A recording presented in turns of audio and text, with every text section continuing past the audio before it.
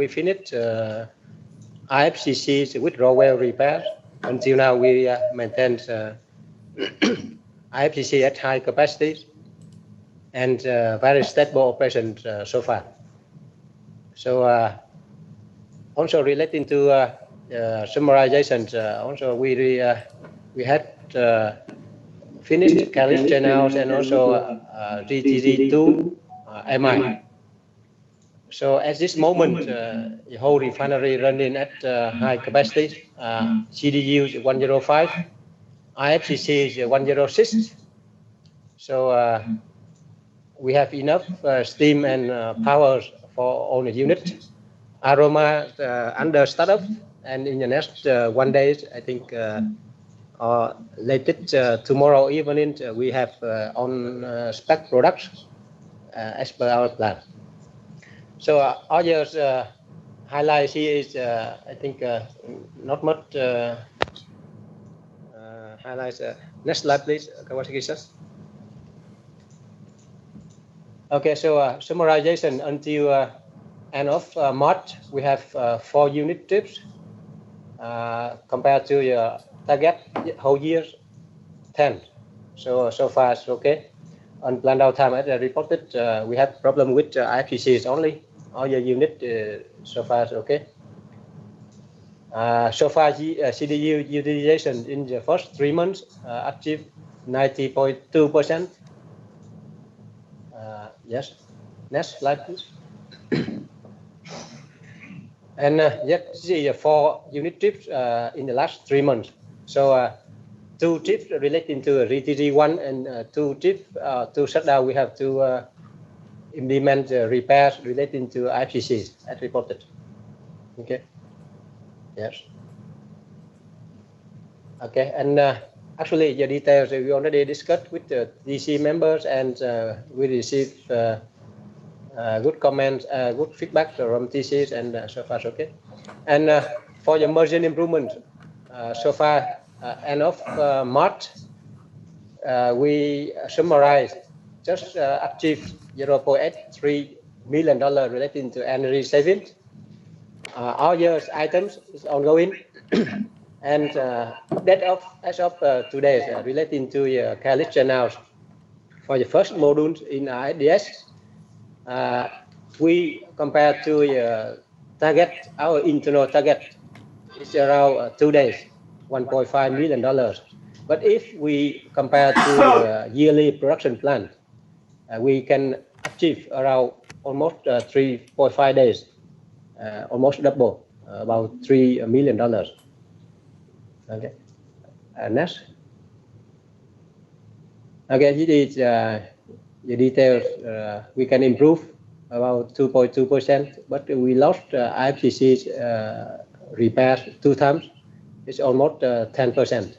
So we achieved 90.2% CDU utilization. Okay, next. Okay, so yes, the details. Next slide, please.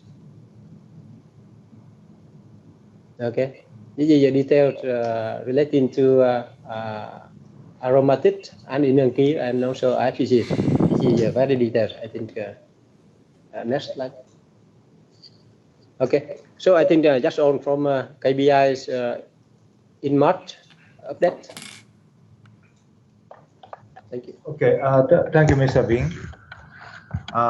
Yes, we all sponsor, I believe, all sponsor recognize the NSRP refinery face the trouble RFCC GTG so far.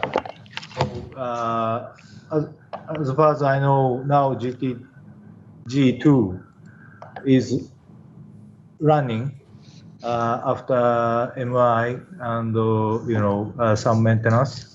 So I expect the planning item of the cost down key item for KPI.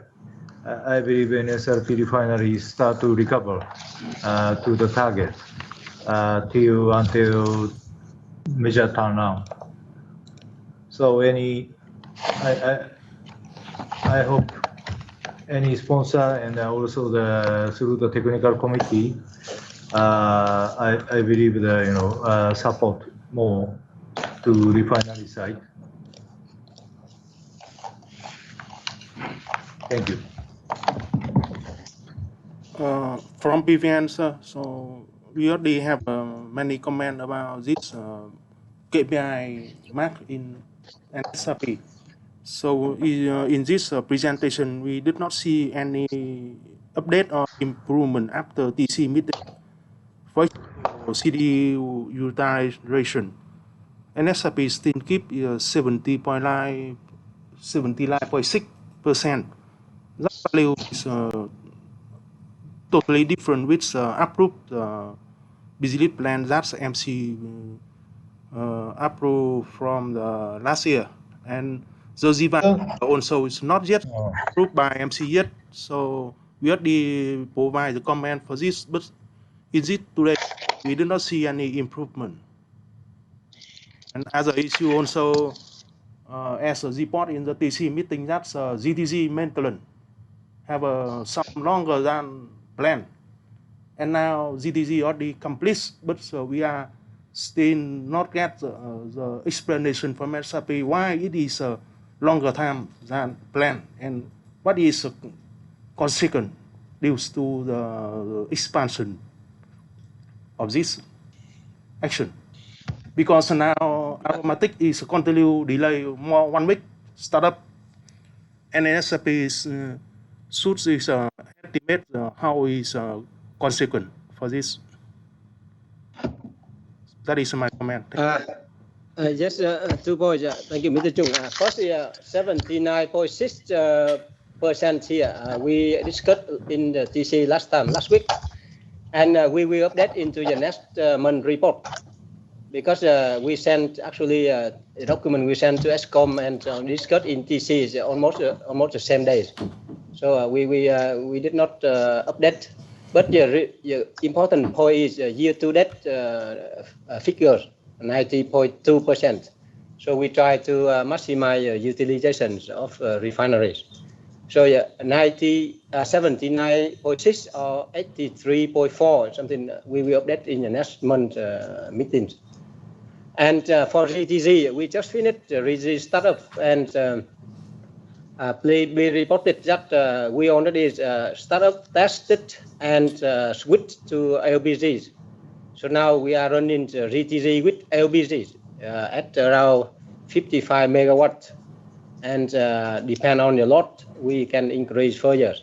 So that is very good achievement with the GTZs. Relating to schedules, yes, for your information, that in business plan, GTZ2 MI is 45 days. 45 days. Yes, but we internally, we try to shorten, and we put it around 35 days. But somehow we could not achieve our internal target. But the business plan, 45 to 48 days, we achieved, and within the schedules. Of course, this is a very big job. 4 years, we replaced a lot of parts of the GTZ, very big machines. And we also had some issue with contractors, let's say qualities, and also some. So we improved. But just finished last week. So next month, TC, we will discuss in details some improvements. But so far, I think that within schedules, good results, switch to LBT successfully. So please understand and support us. Thank you. Thank you. Mr. Michel, please. Yeah, hello. I think the 79.6 is the figure in the budget, and this may have caused confusion. I think this is the latest approved budget figure for the utilization. But when we say 22-23 target, there should be some explanation, because this should also cover the period of the turnaround. That's why it's low. Am I correct? Maybe finance team can comment on this.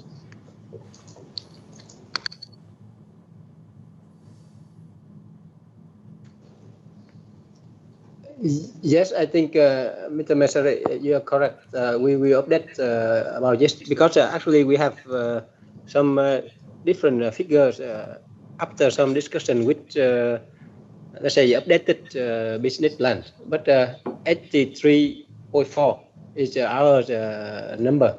We will update in the next report. Yes. Okay, Even thank you for... included 2-month turnaround. Yes. Yeah, I recognize that such events in this financial year after amend to the timing of the turnaround. Okay, could you move next item? I would like to update quickly about the turnaround to Excom. Next slide, please. So I will focus on the key messages and some decisions relating to the turnaround preparation so far, and some other details I think we don't need. So first is the key message. We also managed to highlight high inflow of materials. So let me see.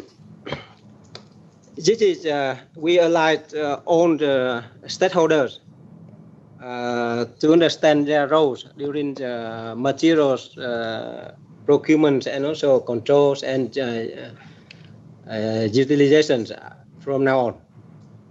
And so far, turnaround review 3, it means TAR 3 is under preparation and bidding and PO finalizations. So the TAR 3 planned at the beginning of May. So far, our PS sections working with the contractors about this. And the first past manpower histogram has been issued to all RIMCs. So based on this, NSRB and all RIMCs finalizing indirect cost estimations, including the labors and also equipment. And also NSRB working to finalize total budget or cost estimations based on the resources planned from the Roger software. And also we will submit in May. We will finalize figures in, let's say, within April. So early of May, we will submit to Excom and MC. But before that, we will discuss again in the TC also. And the details, as I said, is preparation. It's progressed very well so far. And relating to the materials, the PO conversions is around, actually until now, is around 97%, 96-97%. As yesterday, we had meetings in an SAP. So it's around more than 11,100 line items. So this already is converted to PO. And there are some items we say is late delivery, is under risk assessment, and some alternative countermeasures being taken. Okay. Yeah. Thank you. I think. Yeah, please. So and also we so far the materials arrive after August 1st. We expedite and it's remaining around 799 items. So we are ongoing to control, and it's some fall into rotating equipment, and also all the items have high risk. We say RAM rate. We will have further actions. And relating to your deliveries so far, 149 work packs versus 173 work packs has material arrived. A little bit delayed, around 24 work packs have material arrived later than original schedule. And for the services, so far, actually this is 1 week ago, around 55 packages have completed among 85 services need to be issued PO. Okay, and some required outcomes we need to report to Excom today is turnaround preparation status and material management plan to mitigate high-risk material inflow. This is under say ongoing, and we are controlling this. And also the participation of in the turnaround, let's say relating to the manpower support we sent before. So so far we received some support from IKCs and also from BVN. We work further with BVN and BSR, but it seems we also in parallel we are doing the bidding to get some additional manpower, including supervisors and inspection engineers from the outsourcing contractors. Can I comment on this? Yes. First of all, thank you for the update, and we recognize that you've been issuing to the sponsors request for support, but from KPI side, our support will be through the expert that we send either on the TC or any other workshops. It will not be let's say resources to work under NSRP. That's number one. Number two, we would have expected that all the resources should have been planned by NSRP, and there wouldn't be a need from sponsor to dispatch people to work under NSRP. So my understanding, we can support by dispatching expertise to advise, but not to work under NSRP. This should be planned and should be with the maintenance somehow planned with the maintenance contractor. This is the what I have to say here. Thank you.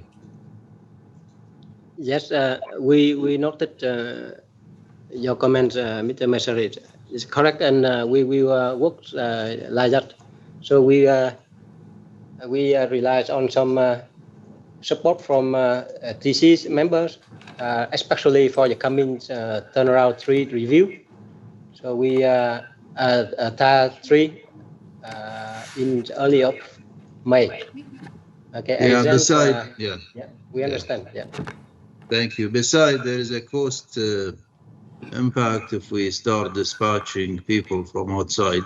So I would think that the locals would be a better options for the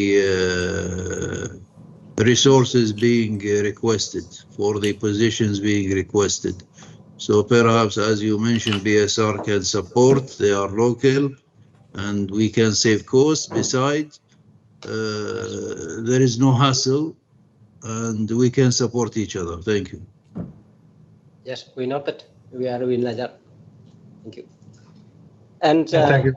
Yeah. Yes, and some materials arriving late. NSRB will submit the list for all the late materials to steering committees, NSRB steering committees, and then we will report to TC in the next month section. Yeah. Thank you. That's the key message. So, yeah, thank you. I think that's all from refinery team. Thank you. Okay, thank you, Mr. Bing. Just I would like to ask Technical Committee Chairman, Mr. Albert, if you have any comment, because I recognize now Technical Committee already was held last week. Yes, Albert here from Technical Committee. This item was reviewed last week in Technical Committee meeting. As rightly mentioned, what we saw is that NSRP made good progress on all items on the preparation of the turnaround. We've also seen critical path evaluations.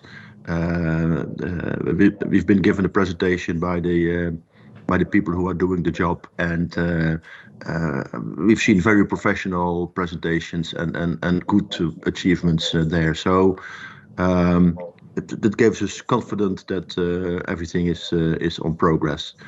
Having said that, rigorous material supply is going to be a major risk of all over for the whole turnaround, and rigorous expediting will remain very, very important and key to the success of the turnaround, because we see that materials that should have been delivered already also have delays. So material coming in late, if they have delays, then that can be very damaging for the turnaround. So far we've seen good progress, good preparation, good work done by the refinery, and materials will remain serious risks until the end. That's my comment. Thank you. Thank you, Mr. Albert. Yeah, I recognize that currently, NSRP, going the good progress. So it's very good sign to prepare the turnaround. Mr. Alvin, please. And Yes, what we've seen is it's a team effort. It's more and more a team effort, working together, procurement department, technical people. So I think NSRP is on the right track. So thank you so much, Mr. Vin. Yeah, thank you. I appreciate the effort for NSRP. Also, technical committee member to support NSRP. Thank you. Mr. Alvin, any comment, please? Yes, I have one comment. I can for the quality of the whole session in the TC, I can only echo Albert. I think it was quite good quality. There is one thing I really would like to reach out, because we have done a couple of things. We have done the critical path evaluations, and the 55 days is based on CDU crude out and CCR products out. But in between, all the units are different. So it will be very important that there will be a final planning to see what is the real impact of the products will being produced, because the CDU will be started much earlier, so that will give an impact. And we have seen logistic planning for the intermediates, but I think it is also very important to have a detailed planning for the products also during the whole turnaround. What is the plan of the products? So I think that is important, that we can extend the NSRP tankage plan not only to the intermediates product, but also for the crude has been on, but also for the product side, because I think that is important to understand what will be done. Otherwise, if there is no plan, maybe we ends up at 80% with an 80% stock at the beginning of the turnaround. We really need to plan to make sure. We need to focus at minimum stocks. Lúc anh Linh nói cái chuyện voting DGD PVN. Yeah. Yes, thank you, Mr. Erwin and Mr. Albert and Mr. Sansa.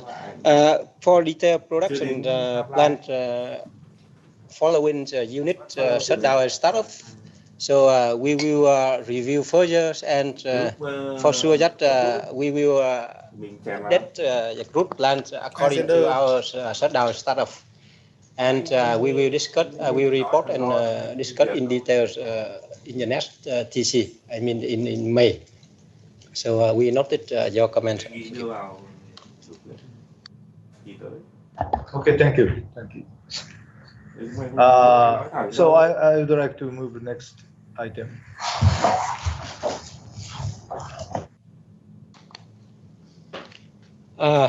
Yes, next is for HTD3 replacement project. I just would like to update shortly. So far, some bit document preparation is completed, and there are some pending relating to and also delays. I would like to say a little bit regret about delays and late feedbacks and letter of intent from NSRB between NSRB and MES vendor. So we had some extensive discussions and a lot of many meetings with MES, but so far we still could not finalize, and also we are waiting some confirmation from MES relating to the LOI. So we expect to receive quotations by end of April. So this is under expedition.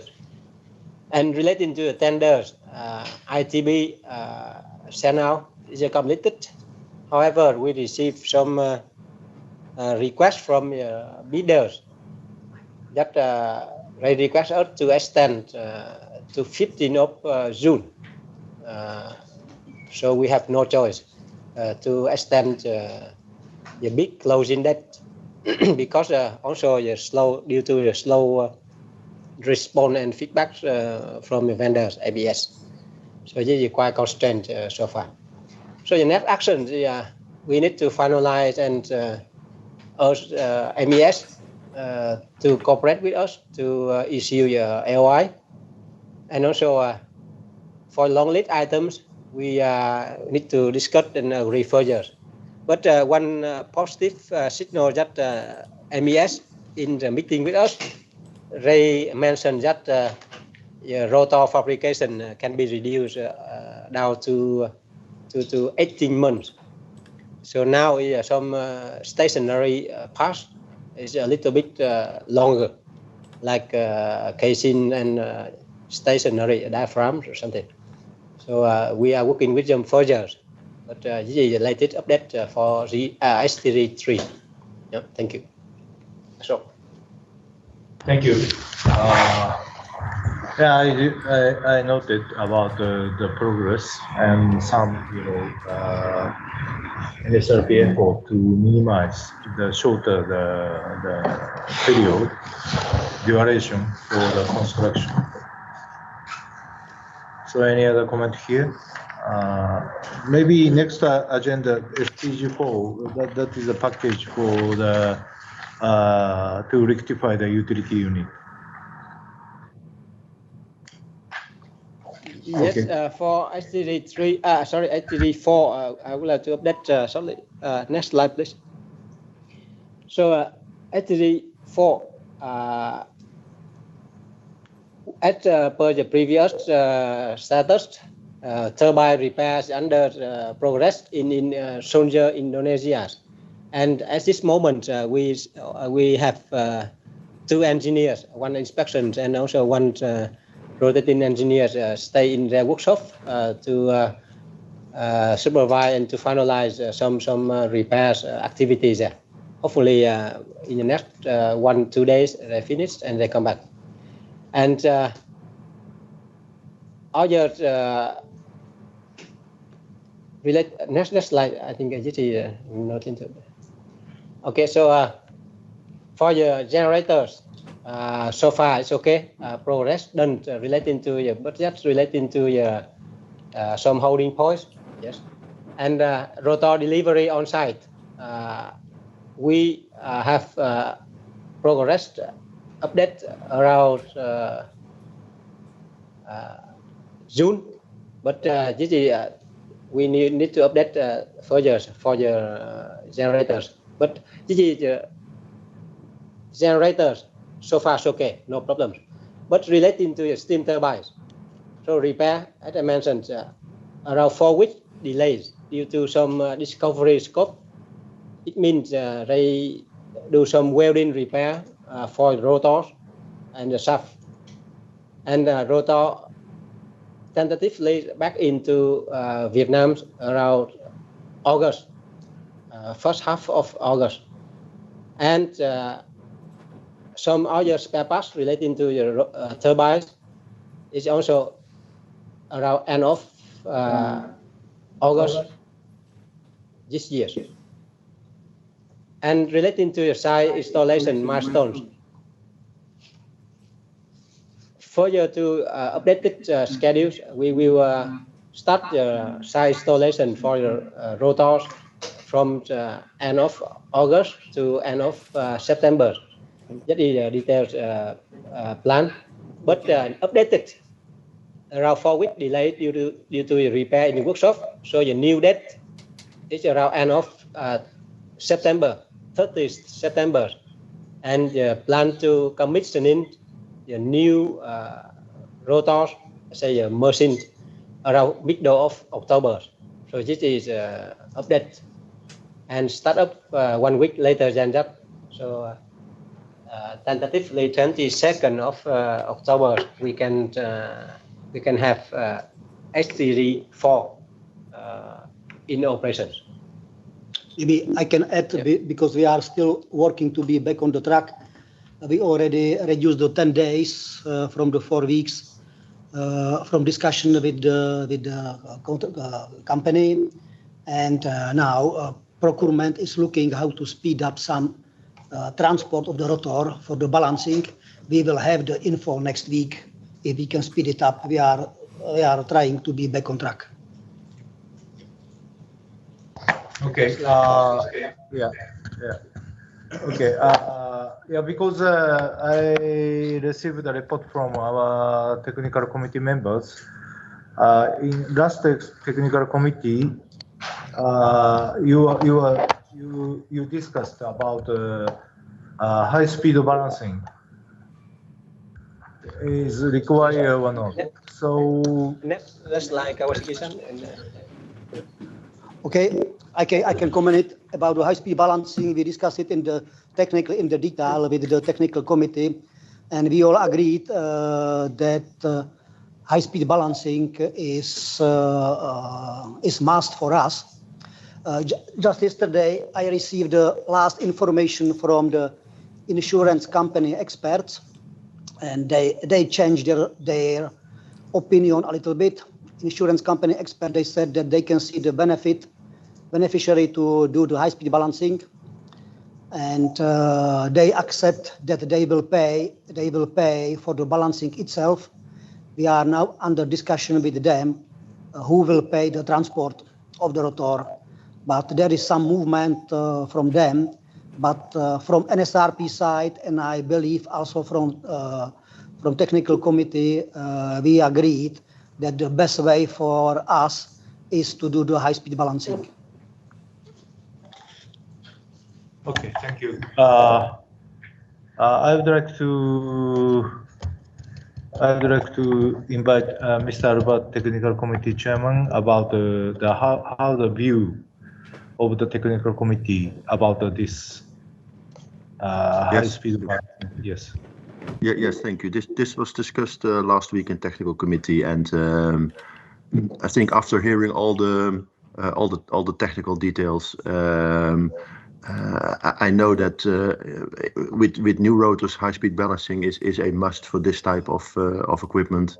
And now with the repaired rotor and the margins that were found after the repair, we think it's best to do the high-speed balancing. And this is not a rotor that we should take any risk with. So it is important that we have a 100% good functioning equipment back in service after the turnaround. So we should not take any risk. So after hearing all the details, we fully support going for the high-speed balancing.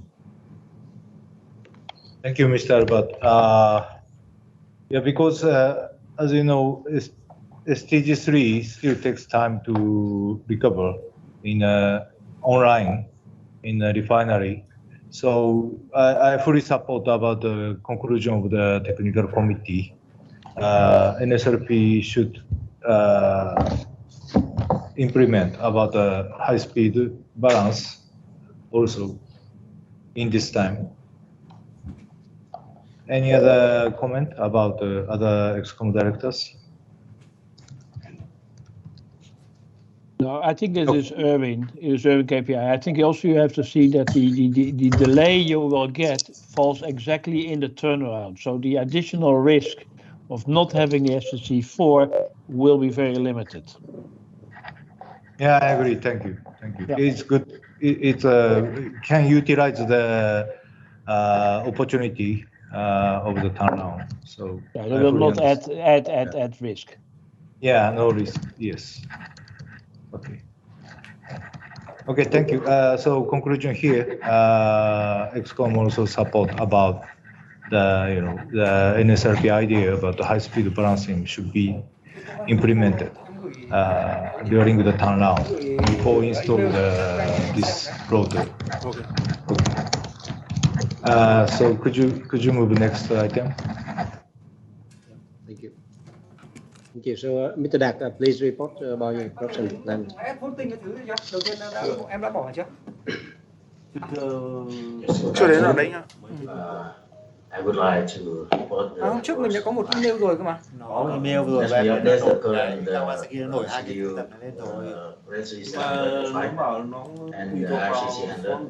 các em Hôm nay cần đi ngửa bài ra chúng mày đánh giá vấn đề nào thì mới cũng mở đấy. GTU come back normal. That means we have the enough power stream. Comment vào cái voting đấy thôi. We believe that next one week we can increase capacity up to the 107 or 110.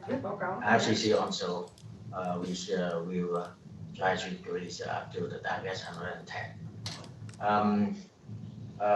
Of course, the aromatics the behind schedule the 7 days, but let me update. That means even this one is behind 7 days, but with the current status, we still can secure the commit quantity for the second quarter. It's no impact to second quarter commit quantity. Look back to the 40 days during the MI of GTD2 compared with the period plan and the business plan.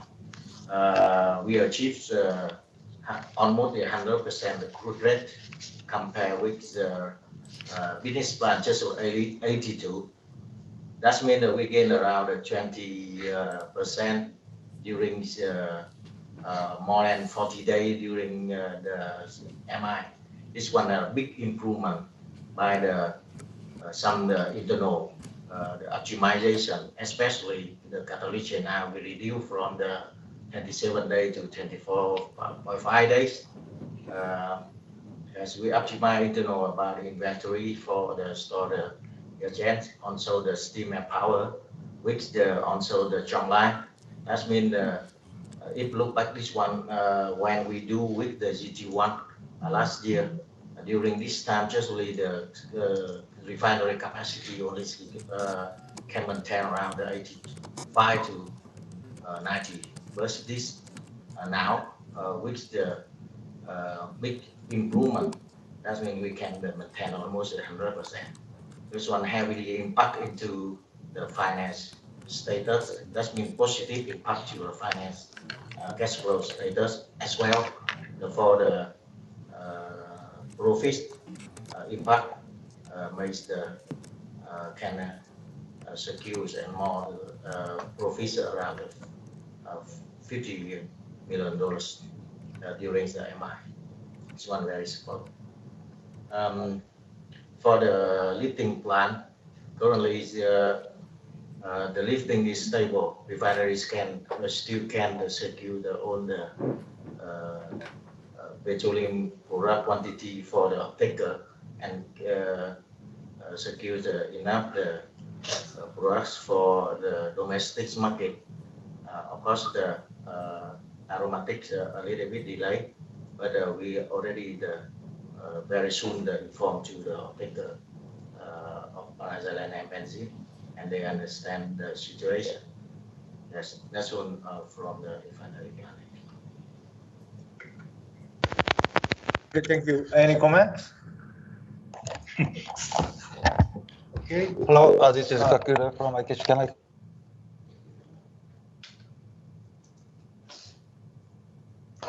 this is Kakura, and thank you very much for the resume and also recover the whole the production due to such a unprecedented the trouble. However, even if you got so optimize the total quantity in the second quarter, but at that time already off-taker has ongoing business with the customer in the market. So once you recognize that the trouble and such obstacle which will be adversely affected to the supply the product to the off-taker, please let them know as soon as practicable. Thank you very much. Yes. We are not as well, and we try to improve the communication in between all the parties. Thank you very much for the comment. Okay, thank you. Any other comments? Could you move next item?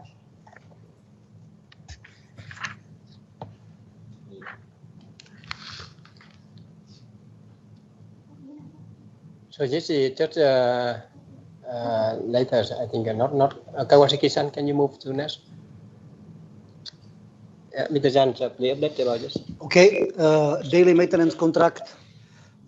This proposal, which is here to extend the contract, it was also discussed the last week with the technical committee, and I think we have the support from the technical committee for our proposal. Just go next slide, please.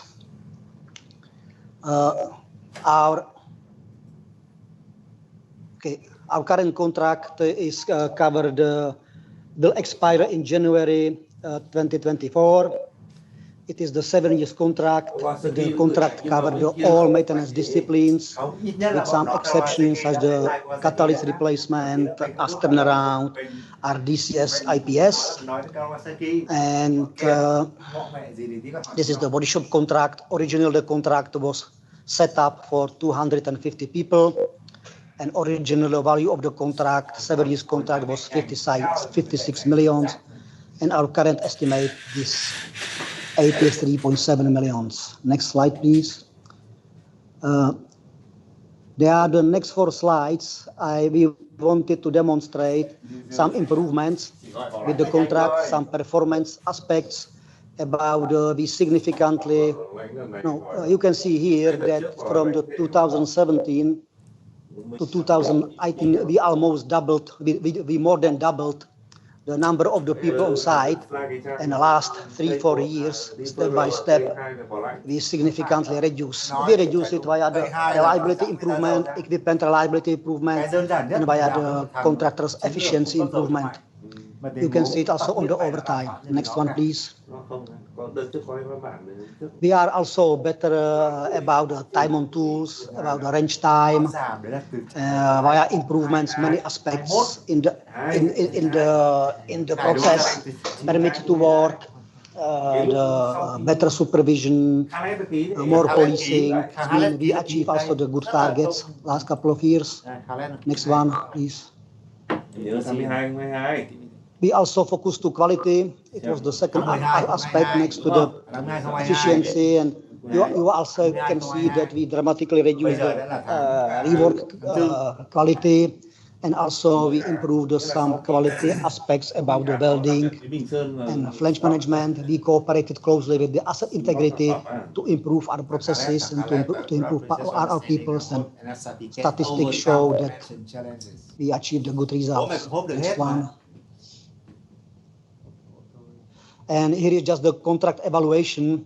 The scoring for the contract is, I can see it, more than 70%. Via the last 4 slides, I wanted to demonstrate to the Excom that our contractor is the reasonably good contractor. Next one, please. And it is our proposal. We would like to extend the current contract till the end of the June. The scope will be the same. We are expecting that we will still continue with reduction of the number of the people. and the value for the extension is 4.5 million. Contract type the same, and we have the 3 reasons for the extension. The first one, it is maintenance division reason, because we deferred the turnaround, and we would like to have the unique chance when we will go to the new contract, also implement our insourcing strategy. And due to the turnaround deferral, I think we need more time to be ready for that. It is the one reason. And the second reason, with discussion with the procurement via the approval process, via the pre-qualification, negotiation, and all these things, we also need more time. And both maintenance and procurement, we agreed that we will be ready for both activities in the middle of 2024. That is the one more bullet, because according to the current contract, we will just change the contract just before the Tet holiday, and I think it is not also the good timing for that. Is that the one more slide or is the last one? Okay, it is our proposal, and we would like to ask you for support of our proposal. Thank you, Mr. Chairman. So firstly, also I would like to ask technical committee chairman about the conclusion of the technical committee in last week. Yes, thank you. We support NSRP conclusion in this. I mean, also looking at the turnaround, it's not good to go out for bids on this contract just so close to the turnaround, as this contractor is also one of the main contractors in the turnaround. So also there not to interfere. It's good to postpone till next year. So we support. Thank you, Mr. Albert. So yeah, it's quite reasonable to maintain the reliability of the refinery operation. And then my comment is please proceed this idea to discuss with the DMC contractor. And if NSRP any requirement to more further support by sponsor, please let us know. Thank you. There is one Albert here again. There is one comment I want to make, and also one thing I want to request NSRP.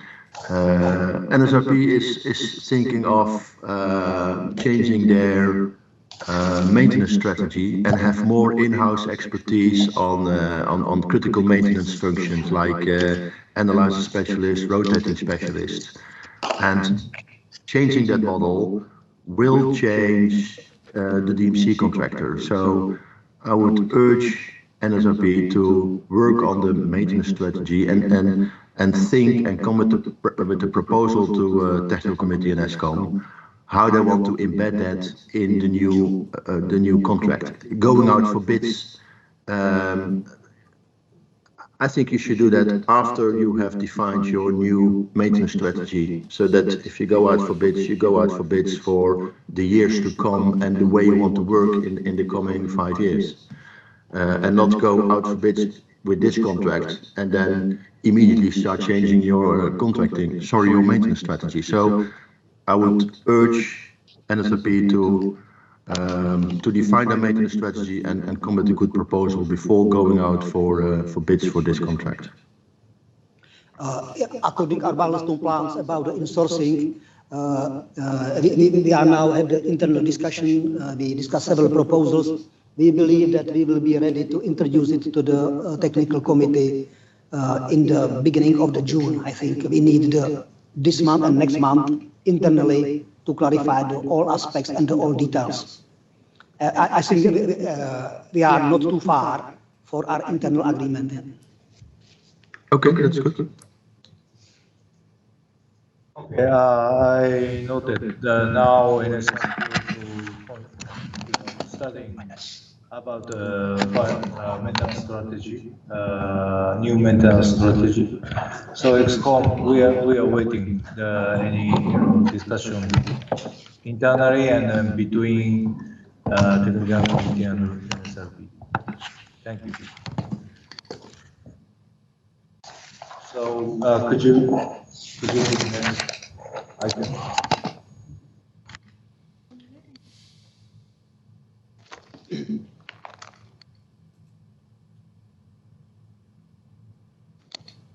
So for IDS College now, I think we don't need to report, just update the completion and shorten of some days relating to schedule. That's all. Thank you. Yeah, thank you. It is a good challenge. And then I'm very happy to hear the NSRP already reached the shorter duration for the catalyst change. Thank you for your effort. If no more comment, please move to the procurement procedure. Thank you, refinery member. Thank you. Thank you. Okay, Mr. Suda, could you proceed with your part? Yes, thanks, Kawasaki-san. Right, yeah, can you go to the first slide, please?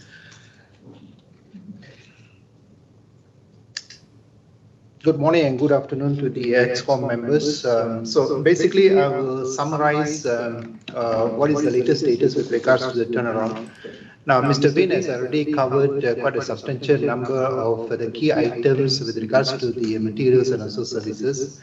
At the same time, Mr. Albert and also Mr. Irwin have actually given their comments. And so I will not go into detail, but I give you a summary and I will open up for any questions. First and foremost, for the material packages, as of today, as what Mr. Bin have said, we have actually achieved at least about 96% of PR converted to POs, right? So about 11,200 line items. And we expect that in the next couple of weeks, we should be able to achieve at least about 97 to 98%. Now, the last 3 to 4% is basically some of the items that we foresee from the earlier stage that we will have a little bit of challenges to get the items converted to PO. Right? So there are also some new PRs coming in with a high probability of people not arriving. For example, Venezuelan and valves that actually takes about 4 to 8 months, but we will try as much as possible. That is the summary for material packages. For the, can you go to the next slide, please? Another one, Kawasaki. Services. Another one. Okay, here. So for the services packages, as you can see that we are at about 67, 68% conversion, right? From out of the 58 packages, out of the 88 packages. And we also have included another 2 more services. So as such, the percentage has actually dropped a little bit. It's supposed to be around 70%, so it actually dropped about 67%. And we are inching towards getting all the services completed by end of May or by the beginning of June. Now, as far as the services are concerned, specialist services are concerned, there are no issues. Because we have already started a lot of the conversation upfront with the OEM service providers. So as such, the critical specialists are already more or less booked. So as such, currently what is happening is that it's basically crossing the T's and I's in terms of the contracts, on the contract terms and conditions. Okay.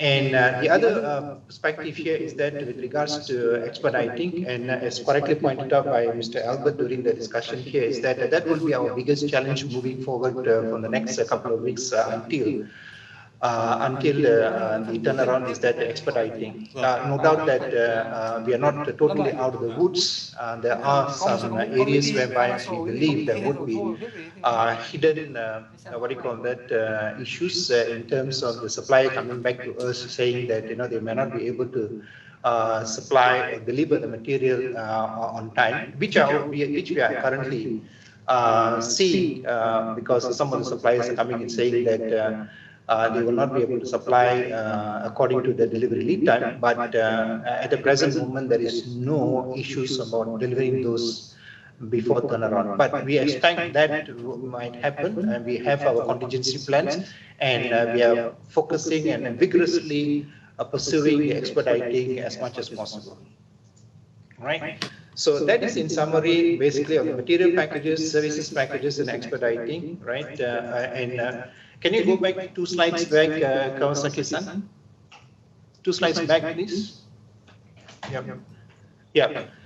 This slide and the next slide is basically about some of the line items that we feel that might have a little bit of issues getting it on board before the turnaround. Just like what Mr. Green has actually mentioned, during the next TC, the PS team and also the turnaround team will be working together to ensure that we identify all those items and also risk rate it and share it with the TC at the next meeting. Okay. Next slide, please, Kawasaki-san. Yeah. So this is basically the material ETA profile by month. I believe that in the last Excom there was a comment with regards to the ETA, and we are actually sharing this particular information for the first time with the Excom. Now, one thing that I want to actually share here is that we are actually sharing this information with the warehouse team. And the warehouse team is fully prepared to manage the peak period during the month of May, June, July.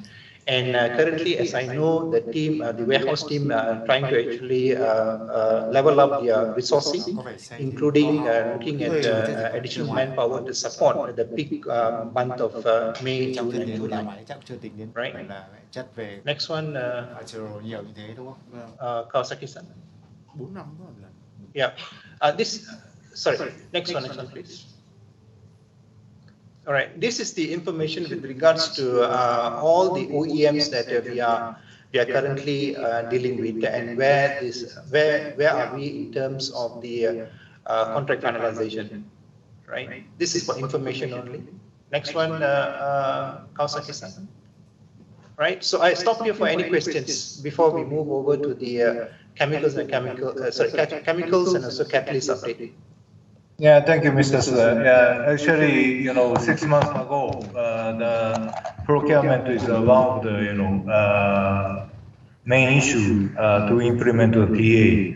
Now, based on your, report, I would like to appreciate about, to recover such a, procurement status. Thank you. Any other comment before we go to the chemical catalyst? Okay, Mr. Su, please. Okay, thanks, Sumi-san. Okay, as far as the catalyst is concerned, we are in good hands. Our catalyst management is quite good because we are managing it quite well in terms of both the RFCCU catalyst and also the flushing catalyst. And we don't see any issue as far as the catalyst delivery is concerned, because at the present moment, the catalyst stock in the refinery can actually support us until August. In fact, in the next 1 week or so, we will be issuing another PO so that the next batch of catalysts will arrive by the time that the catalyst, both the RFCCU and also e-catalyst replacement of stock come into place, right? So I stop here for any questions. Rẻ mà hình như có 1-2 đô một cân. Thank you. Any question? Okay, thank you, Mr. Suda. Could you move the next item? Yes, please. Yeah. So as far as the HRHDS, the 7th and 8th bidding process is concerned, I think this is also one of the, we are actually phase number 7, basically to get the MC evaluation criteria approved, which will happen tomorrow, right? So we are on track, and we are looking forward to the MC approval tomorrow. If there is no question, then we can actually go to the next one. Next slide. Okay, thank you. Yeah, please. Next. Yes. As far as the catalyst replacement required during the turnaround, we are good. We have actually completed all those purchases with regards to catalyst required during the turnaround. So we are in good place now. Any questions? If not, we move on to the next slide. Okay. All right. So yes, I think it is opportune time now for procurement to share our KPI for first quarter 2023. So basically where we are in terms of the KPI, first and foremost is that on the completion of PRs within that 122 days, this is one of our targets. Our target is about 80%. Currently, we are actually hovering around 87%, and I'm better than our target. Second thing here is that our PR to PO completion rate. We are currently at about 84%. As far as this particular target is concerned, we don't have a target, but however, we are progressing quite well. Next slide. Kawasaki-san? Yeah. So value improvement, currently we are at 5.6 million. The target for this quarter is about 2.5 million. In total, our target for the year is about 10 million. So we are far ahead of our target. So we are quite happy about it, but I think that we can actually deliver more. And that is the challenge that Mr. Vin has actually gave it to the team. And we are working towards achieving better than what we have achieved so far. Right, and the next one here is that basically the contract spend. Again, we are above target. Our target is that is about 75% of all the spend based on contract. We have actually achieved almost like 90%. Right. So another thing that we can see on the right-hand corner of the slide here is that the cost avoidance. Cost avoidance basically, if let's say for example we negotiate with the vendor to have a payment terms more than 30 days. So as such, we have actually managed to get about 72% of our vendor with the payment terms more than 30 days. So this gives us a cost avoidance about more than 350,000 USD, right? Kawasaki-san, next one, please. I think we are coming to the end of the slide, if I'm not mistaken. Yeah, this is the end. Yeah, any questions to the Excom members? Yeah, thank you for you set up the new KPI and also the good progress I recognize. And the one point, Mr. Suda, how do you discuss with the refinery side who develop the purchase order? Because this link is a very significant point to improve this KPI. Do you have the regular meeting or close communication between procurement and refinery? Yes, indeed, Masafumi-san, right? We have a constant discussion with all the stakeholders, especially Jan's team, because predominantly the spend come from the maintenance. And he always challenges the procurement team, right? He always says that, we need to do more. And the same sort of challenge I also get from the Ms. Chang from finance and also Mr. Tung from accounting. I no doubt that Mr. Vin also provide the same kind of challenges to us. In fact, about 2 weeks ago, I had a workshop within my team, the PS team, and Mr. Vin was grateful enough to come in and actually addressed the whole team and told the team that what is expected from the PS team. We have already done well and we can actually do more. I think that gave us a lot of confidence, and that's why we're actually pushing through. Because there is a lot of opportunity. There are a lot of low-hanging fruit, and one of the great opportunities that we see here is that the DMC contract that we are working very closely with Xi'an. The second one is that is also the tank maintenance. We also have got we are working with Jan to look at different way of managing the tank in terms of integrated tank maintenance. So there's plenty of opportunity, low-hanging fruits there. So I believe that with the strong support from everybody within the refinery, with the leadership of Mr. Vin, I think we can deliver more. Thank you, Mr. Suda. Yeah, that is I believe right away in my experience. So, please proceed. I fully support about these actions. Thank you. All right. Thanks. Then Mr. Chung has got a question. Yes, sir. Yeah, please. Mr. So Suda. that's from Petro Vietnam, we have a request to improve the corporate governance between procurement and planning and also operation. So we want to ask procurement, do you take into account the scope of plan to avoid any the delay procurement or delay provide the procurement request from the end user, or the quantities you are purchasing from the supplier is matching with the operation scenario or run rate of the refinery, because to optimize the cost is one of the very critical issue now for SAP. So based on the information that we have, Mr. Chung, and as what I shared over here, our progress in terms of meeting the requirement of operations is quite good. You know, we are actually able to manage all those purchases on time. I think more than almost like 90%. Right. So there are always an opportunity for us to improve, and we will continuously improve. And as I mentioned during when I went through the turnaround, right? Turnaround is one of the challenging area. We are continuously improving, and what Mr. the chairman of Excom actually mentioned just now. 6 months ago, we were struggling, but however, we have actually progressed very well. I think this shows that we got the team, we got the spirit, and also the confidence to improve further. Mr. Chung? Yes, sir.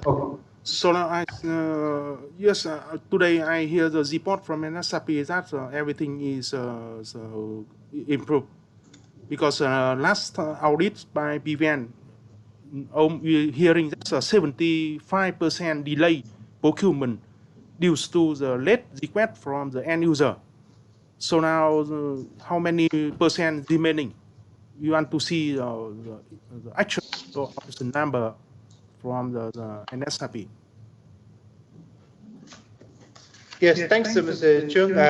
In fact, we have that information separately, and I would be more than happy to share that information in the next round of the meeting. There are still pockets of what we call gaps between the expectations from PS and also the expectations from the end users. But we are doing quite well, right? But obviously, as I mentioned, there are always room for improvement, and working together collaboratively with our stakeholders is the way forward. Thanks. Yes. Thank you, boss. Yeah, thank you, boss. Could you move the next item?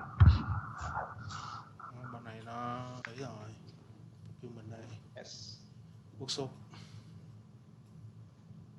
Yes, this is the next item is obviously about the procurement procedure version number 8, and what I would like to actually present to the Excom committee here is that to support the timeline for Excom workshop, MC approval, and also implementation plan.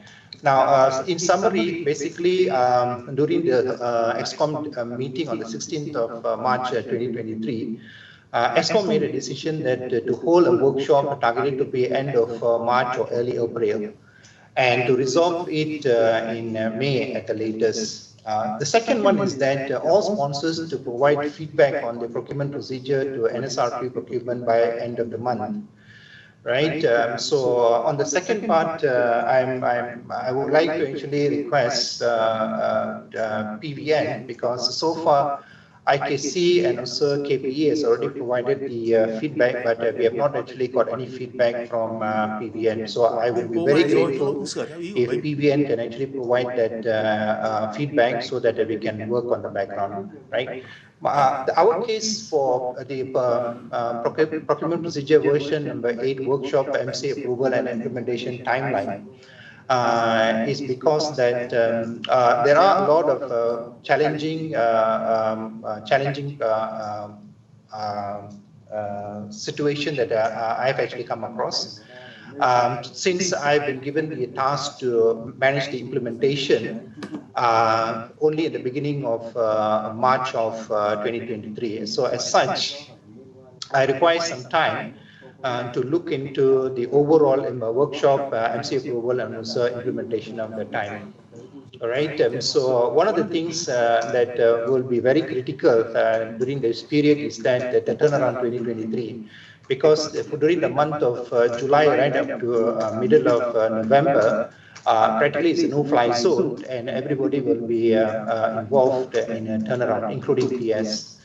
And the third point here is that basically, when I look at the procurement procedure version number 8, there need to be a review by both the peer review within the refinery, alignment and with the Excom members and also NSRP stakeholders to make sure that we prepare very well for the workshop. The fourth point here is that I do see there is an opportunity to improve the procurement procedure version number 8 so that it provides a little bit of clarity and also flow of information, taking into consideration the DOA and also the governance process steps.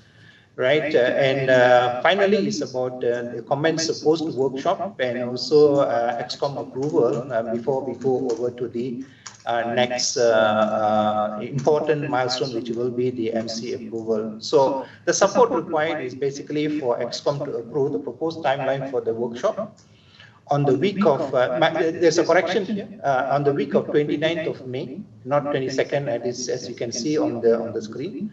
And subsequently for Excom and also MC approval, the process for full implementation plan for procurement procedure version number 8. So in summary, this is my proposal, and I would like to get Excom's consent to move forward, right? If there is no question, then I will, sorry. Yeah. Thank you, Mr. Suda. So just I would like to ask all Excom directors about your proposal schedule steps. Please. Yes, from Mike Ashida speaking. Could you move to this page? So the first of all, this roadmap until the end of this project, phase 4, looks quite reasonable, and we will have a TA as a big event. Also, this procurement procedure revision is kind of big event of the NSRP. All NSRP employees will have involved this the procurement procedure itself. So enough time to educate the people will be required. So from my view, this overall schedule is quite reasonable. So and also as a first of the phase 1, this is key essence in order to achieve this roadmap. Could you move to the next page? So as Suda-san mentioned earlier, and Kawasaki-san also mentioned earlier, originally NSRP may have expected all sponsor provided their feedback until the end of March, which already agreed in last Excom meeting. But unfortunately, still there is lack of information, feedback from some sponsors. So I want to listen to other sponsors' opinion or their timeline in order to do this the critical schedule. Thank you. I just have one comment, Mishari. Now, this workshop is a 5-day workshop? No, Mr. Mashari, it is in the week of, it will be in the week of May, 29th of May. So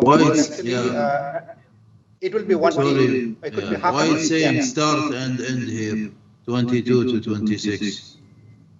It's basically I give what do you call that, a buffer to manage the date together with the Excom members, whichever that is flexible. So that's the reason I put a buffer there. So how many? What's the time for it? A day or half day or 2 days or what? I believe it could be half a day. So this can be clubbed with Excom meeting maybe or something like this? I don't know, this is up to Mr. Geshira to decide. or is it too late or what?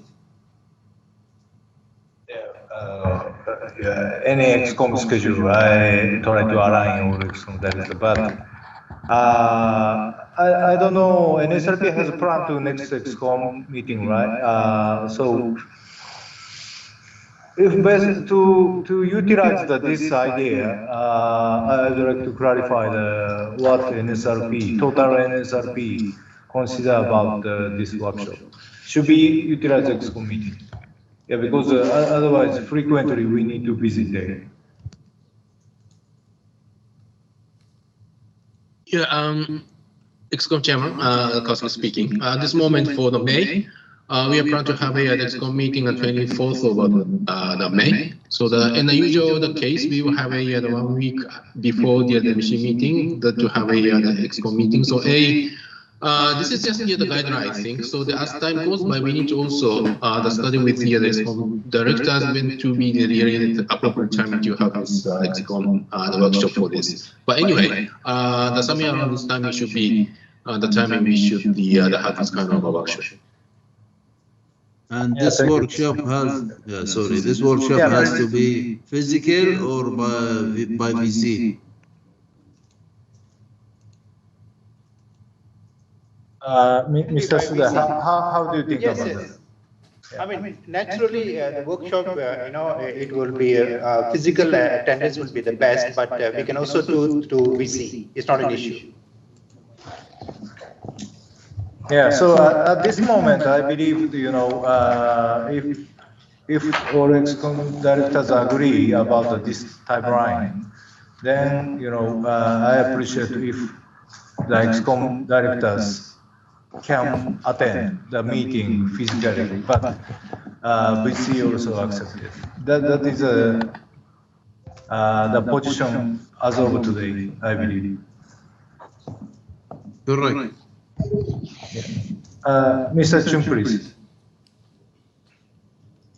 Yes, regarding to the procurement procedure version 8, Petro Vietnam already sent out comment, but the deadline from NSRP is made. You are not addressed to our concern. Even the new procedure is not cooperate with latest organization chart. The role and responsibility, for example, is the role of the corporate planning department, who controls the technical and also the making some monitoring and verify some the target or some KPI or some quantity based on the technical norm or something operation of Z-Fire. But in the latest answer from the NSRP, you are not focused to that important point. So I think that's if NSRP still keep that behavior to move forward, we cannot align with on Excom about the content of document. And I think that's it's better NSRP can revisit the previous version and also improve this matter. Thank you.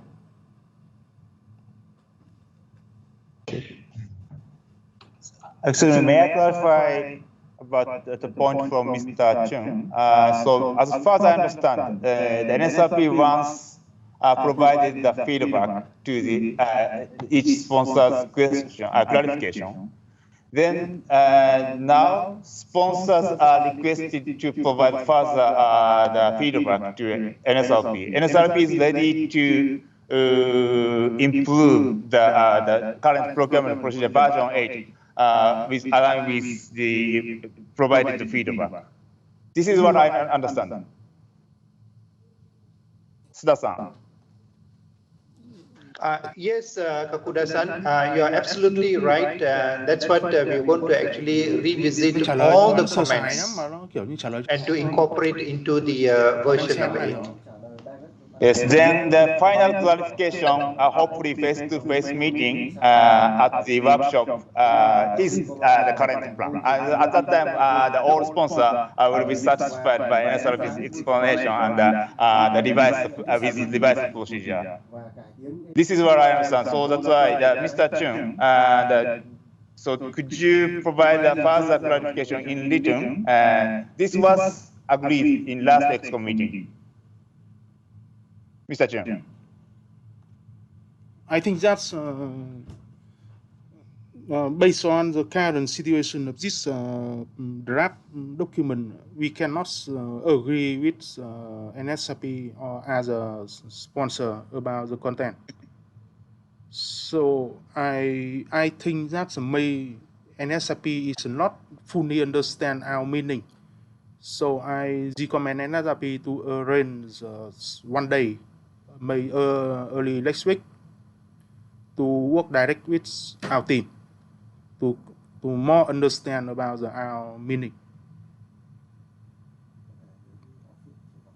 Okay, you can visit to PVN office, or you can assign any place. We will go to work directly with you and explain in the detail.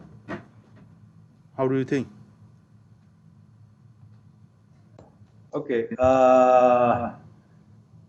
Visit PVN and have a face-to-face meeting up to NSRP. But as of today, in the Excom meeting,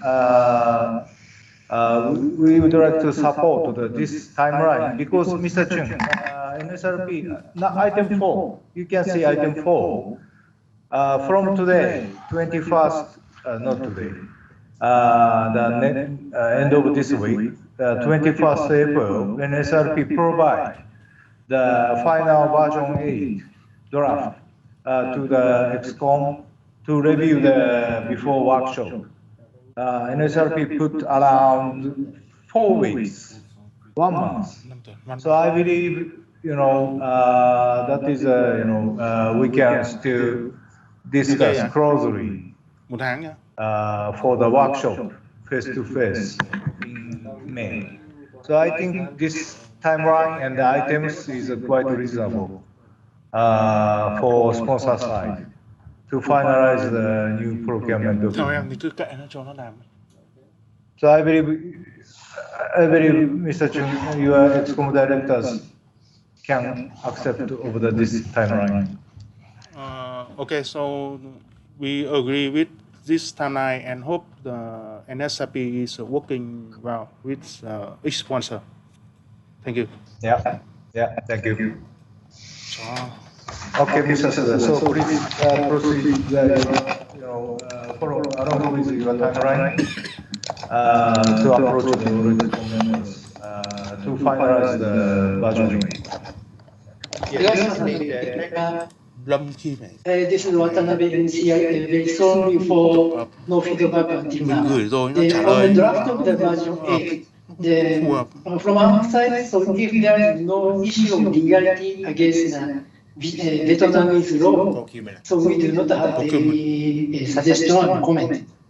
The timeline, it's okay, so let's go ahead then to make up the final draft.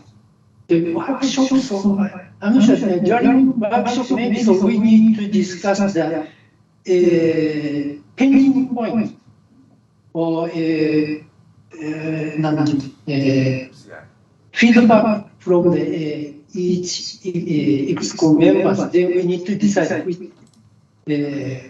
it's acceptable or not acceptable device or something.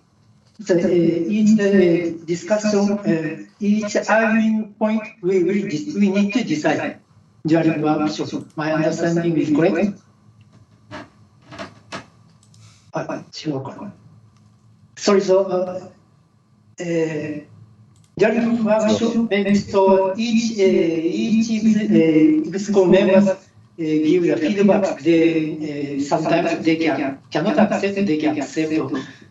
They want to devise. During workshop, we need to decide which option or which idea we will adapt, we will accept or we will use.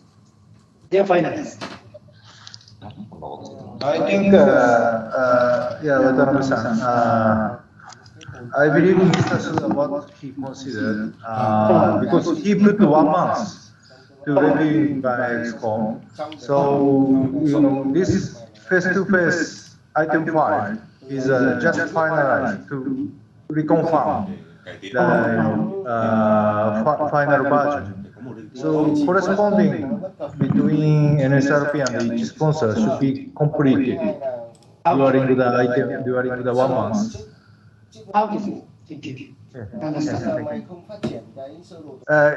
Am I correct, Mr. Suda? Yes, indeed, Kokuda-san. Okay. Okay, I think Mr. Chung has got a... Yeah, Mr. Chung, please. Yes, sir. So I recommend NSRP to provide the review about the report to review about the current procedure and what is the concerning point of the current procedure and what is your intention to improve this in order to cooperate with the new document and also the take into account the new organization chart and role responsibility of each department and section. That is my recommend to NSRP for the Excom to easy to identify what is leg improvement. Thank you. Thanks, Mr. Chung. Indeed, as what I articulated earlier, we are going to take into consideration all the comments from the sponsors, and still there is one more comment we are waiting from PBN. And once we have seen all the comments, then we will incorporate into the PP version 8. And subsequently, we will have a peer review internally and also with the individual sponsors to give your comments.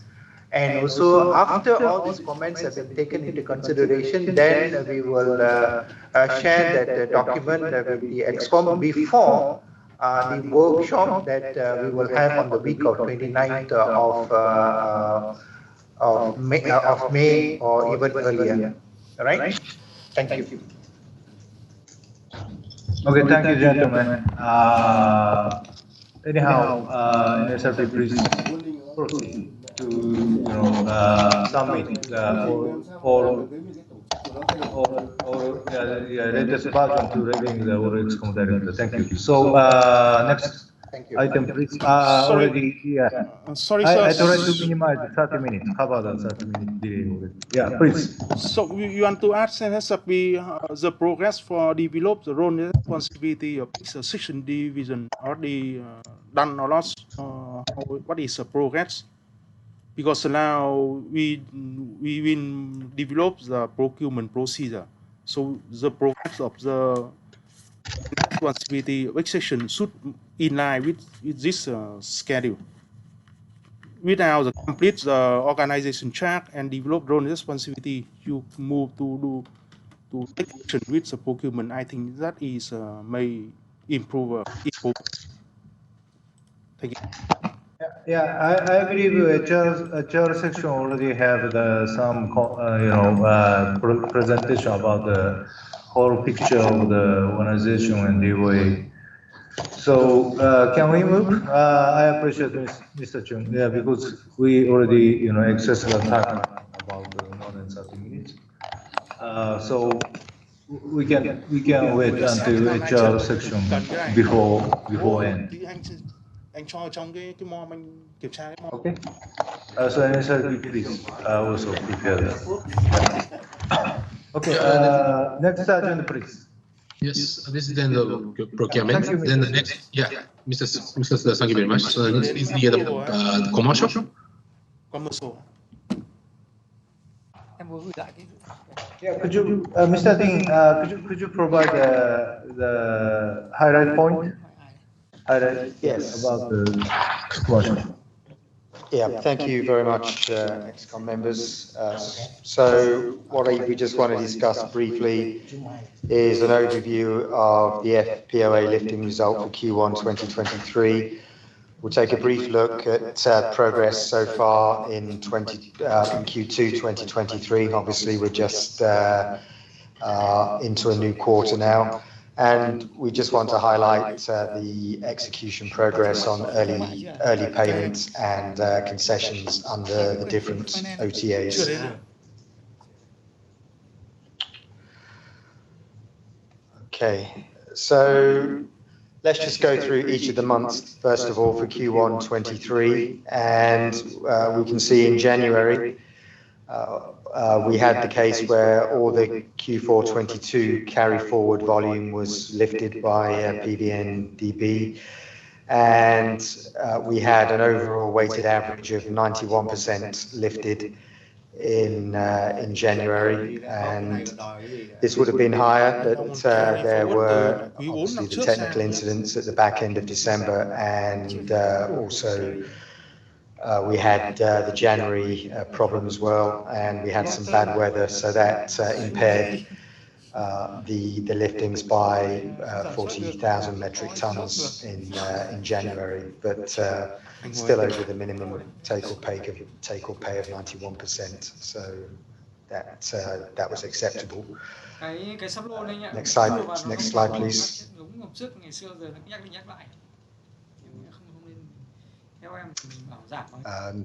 Okay, sorry.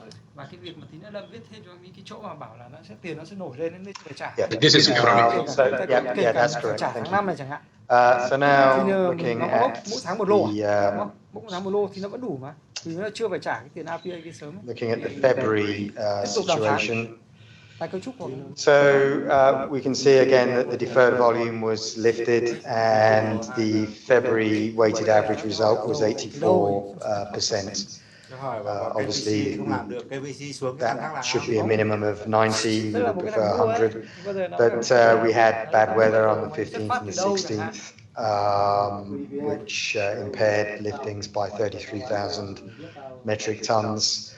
But yeah, obviously that is still a bit of a shortfall versus what we would have liked to have seen in February. Next one, please.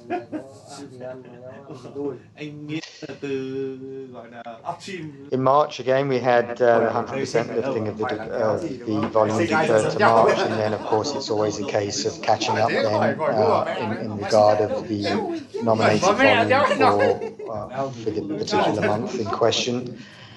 And we can see that the weighted average was 84% with a good lifting on gasoline, but not so good on the middle distillates. But again, we had technical incidents with the GTG on the 23rd of February and the RFCC on the 1st of March. So given the updated plan for March, there was a reduction of 117,000 metric tons of products. So what we can see here is that whenever we have incidents with the refinery, it causes problems for PVN-DB, and then we're always playing catch up.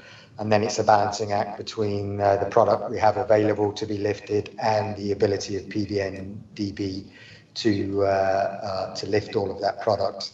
So stability obviously brings a lot of benefits in many ways, both tangible and intangible. Next one, please. So these two pie charts, they show the overall result for Q1 23, and we can see that there was a shortfall in terms of the lifting. We can see gasoline was at 87% when the minimum should have been 90, middle distillates at 84%. We did have some slight additional volume that could have been lifted by PVN-DB, but that didn't happen. So what it means is that we have a quarterly deficit on the part of PVN-DB of around 5% versus on a weighted average basis, and NSRP has a delivery shortfall quantity of around 10%. and these quantities then are carried forward into Q2. Next one, please.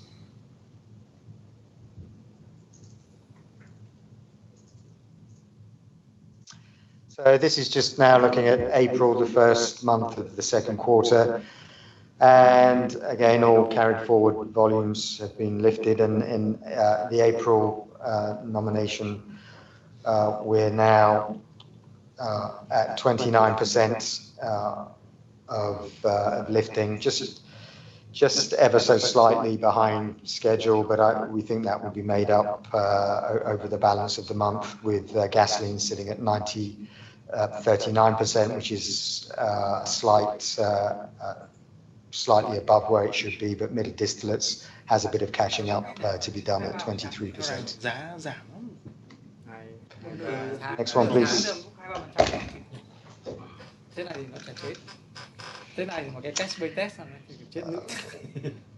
So this just shows a depiction of the pumpable volume that was available as of the 10th of April. And we can see that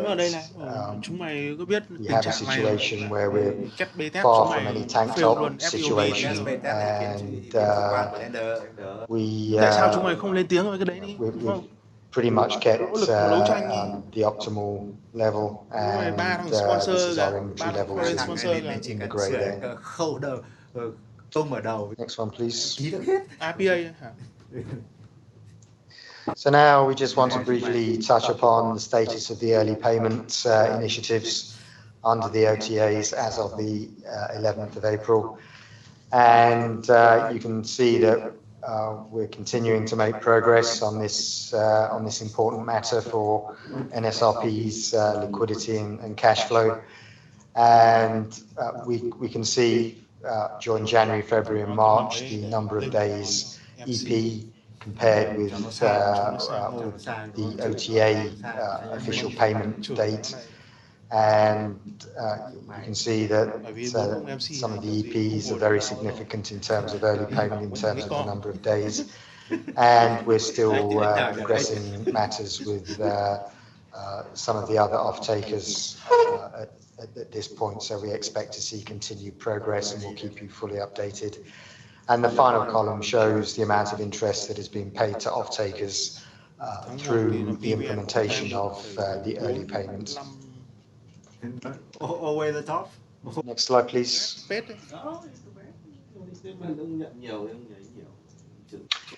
Now this just looks at the value of concessions by PIC, KVPC under their polypropylene contract, off-take contract.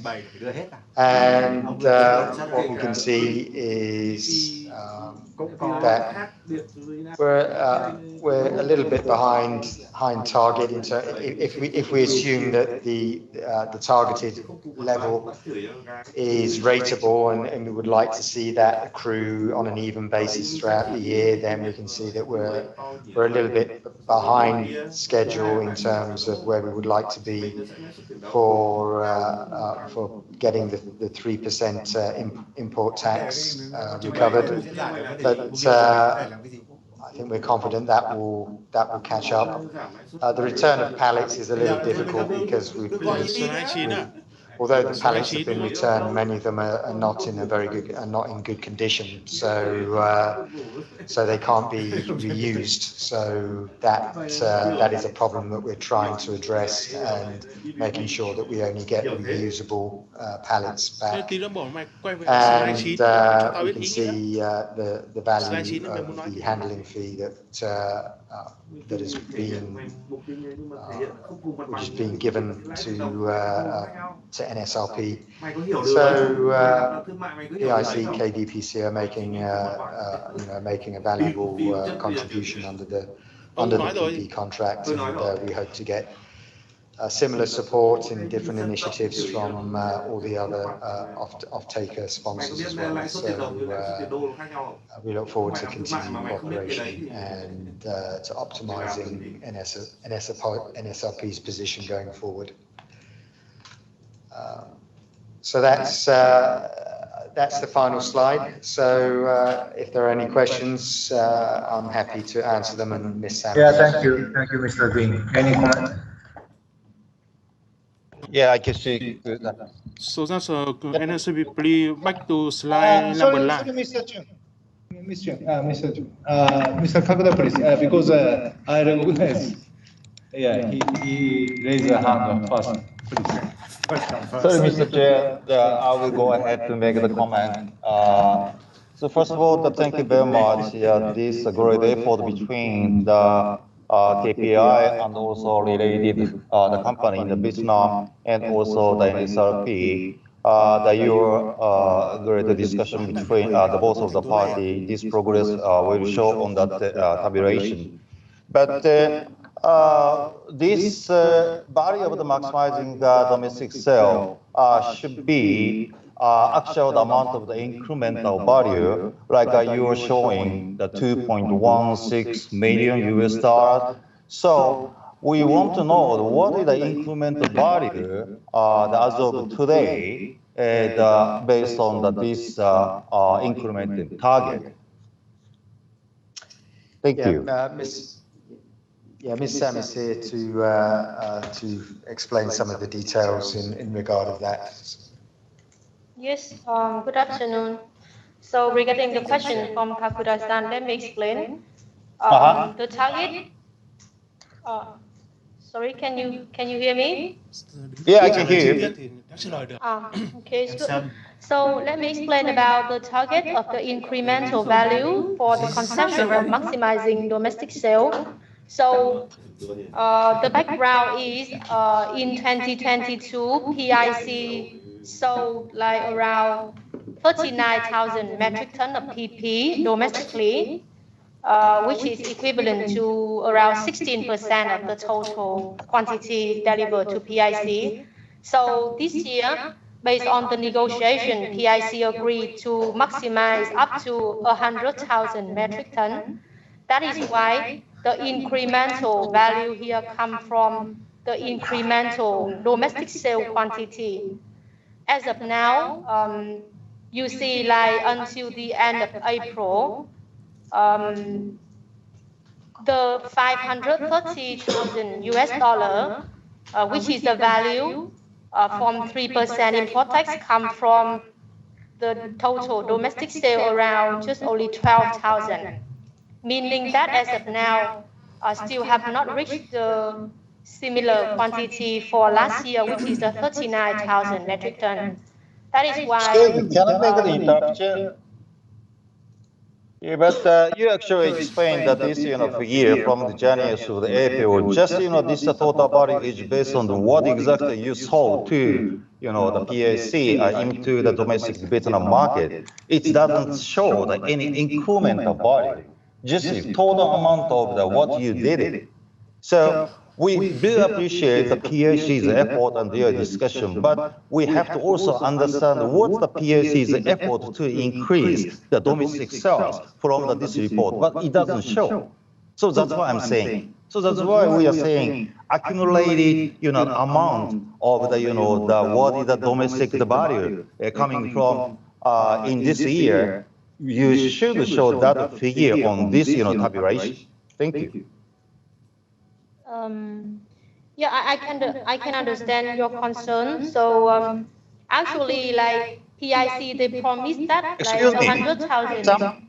It's not a concern. I'm talking about just very realistic and very the fundamental the thing. It's not a concern. I'm just trying to just correct the figure on this tabulation. Thank you. So the target from PIC, 100,000 metric ton, that is for the whole year. And there is no monthly commitment for the domestic sale quantity. That is why. So that's what I'm saying. So that's what I'm saying. Accumulated the value which you made the increase the quantity versus last year. Accumulated amount should be that's the exact effort from the PhD what they did in this year. You understand? Thank you. Yeah, So maybe later on we will show like what is the percentage of the domestic sale increase through the month. But yeah, maybe later on we can explain about like the ratio of the domestic sale per month compared with the export sale to see the effort from PIC.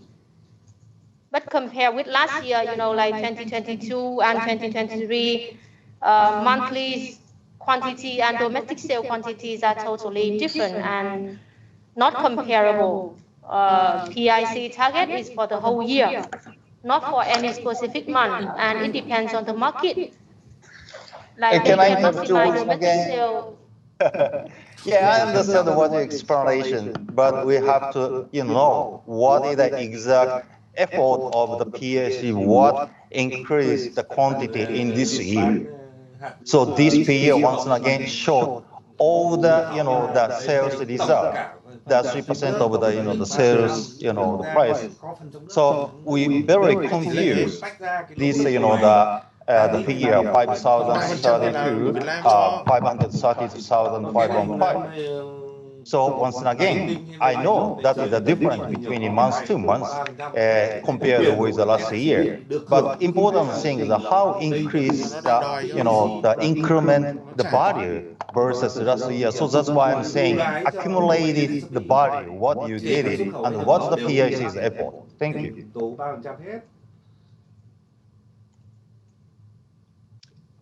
Okay, thank you for those comments. We'll take them on board and try and include that in the next update that we give to you. Thank you. I'd like to also add that this should have been discussed at the marketing committee before coming here, but I appreciate the comment just raised. This needs to be presented in a clearer way, so no confusion is there. Thank you. Okay, Mr. Chun, please. Yes, NSRP, please move the previous slide, number 9. Yes, in this slide, we want to add NSRP to explain what is the purpose to compare the interest paid to off-taker. Because now you know that's a PVNDP contract with the NSRP and different interest rates with the other off-taker, right? So what is the purpose to compare this? Mr. Chung, this the interest here showing is just in order to show that like for the current EP, which off-taker NSRB is paying the interest. We do not have an intention to compare the interest among off-taker because the EP amount for different months from each off-taker are totally different.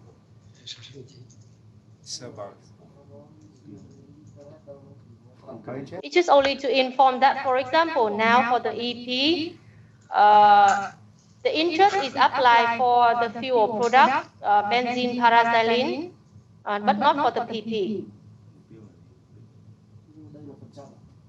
And Okay, this slide is only for okay.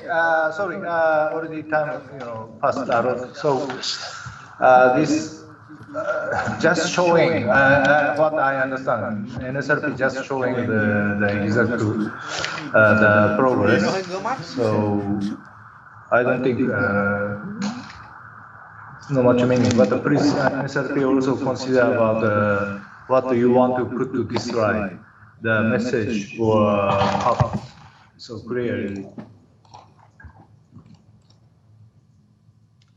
I think all we're trying to show here, we're just trying to show the amount of interest that's been paid and the fact that that there's substantial early payments being made now, which is a good thing.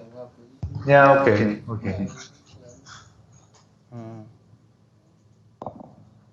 Any other questions or comments? So I would like to move next agenda.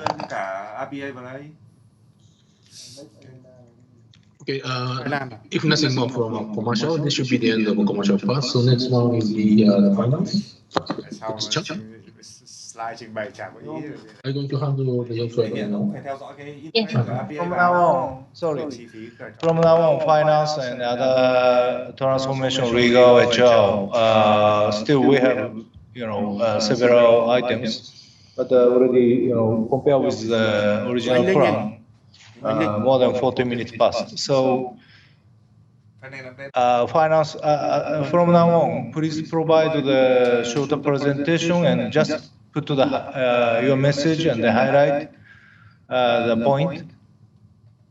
I try to manage to recover the on-time schedule. So thank you for your cooperation.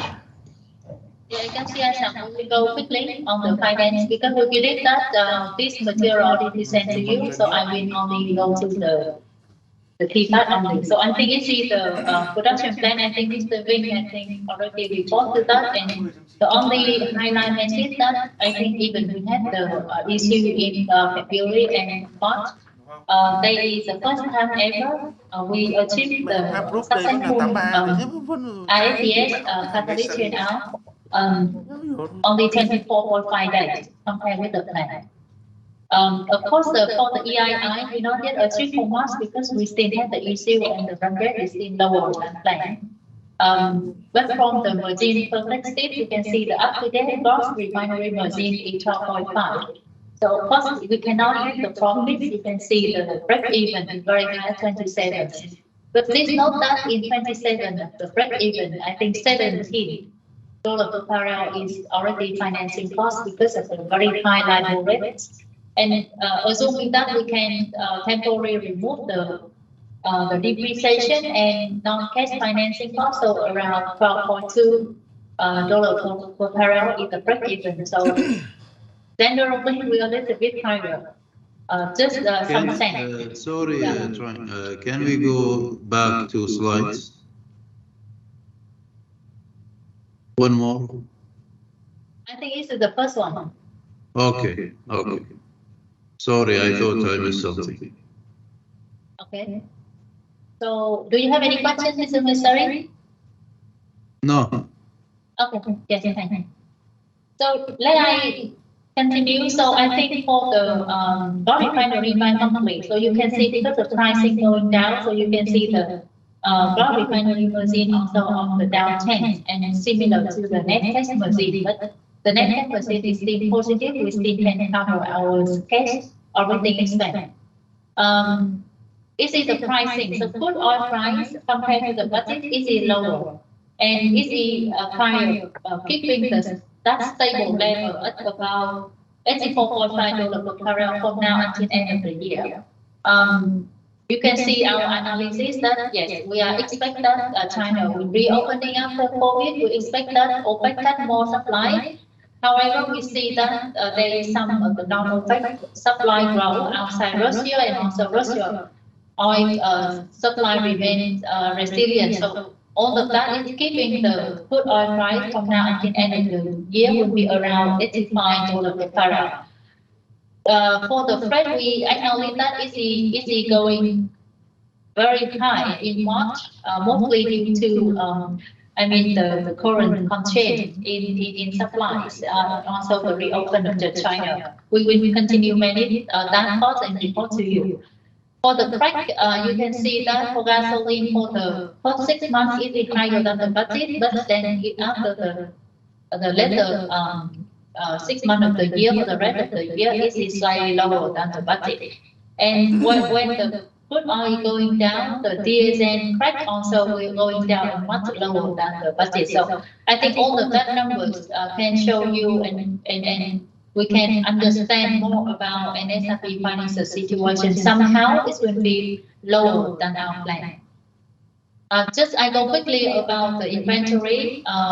You can see the intermediate balance is going very high, I think mainly due to the catalyst chain out period, and now it is relatively lower when the refinery back to normals. For the finished goods and pumpable volume, I think Commerce already report to you. It is far more less than the tank top and even sometimes lower than the optimal because of the issue, technical issue, and also catalyst chain out. quickly go to the sales. So we have the commitment and actual listing, and there are two reasons. That our actual listing is lower than the commitment, and mainly due to the production impact, about 10%. And the rest is due to the sluggish listing in some of the period of in the quarter. And I think commercial already report to you in detail in that part.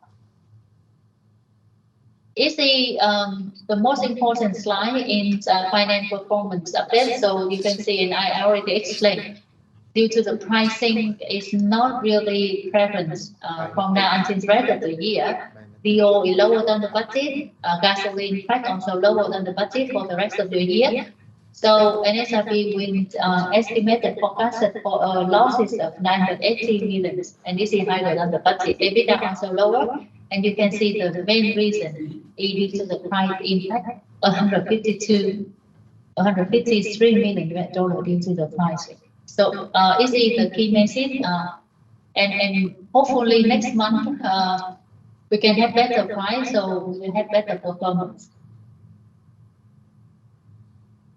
For the OPEC topic, so I go very quickly, and because the material already go to you. So currently, NSRB, we reactivate the cost optimization program because we want to optimize all of the resources to ensure that we have a successful turnaround. However, we recognize that the optimization is very challenging. We recognize some of the unexpected technical issues. You also acknowledge that turnaround is pro, and it's also lead to the increase in the cost. They also serve several delay activity from 2022. We also see the market constraint incremental global pricing, and on the other hand, we also acknowledge some of the increasing of actual demand. So what we are doing right now, so for the OPEX, we will continue for the optimization. 2 months ago, we submit to MC an additional budget for OPEX, and internally, Excuse me, Chang, here from PBN speaking. Yes.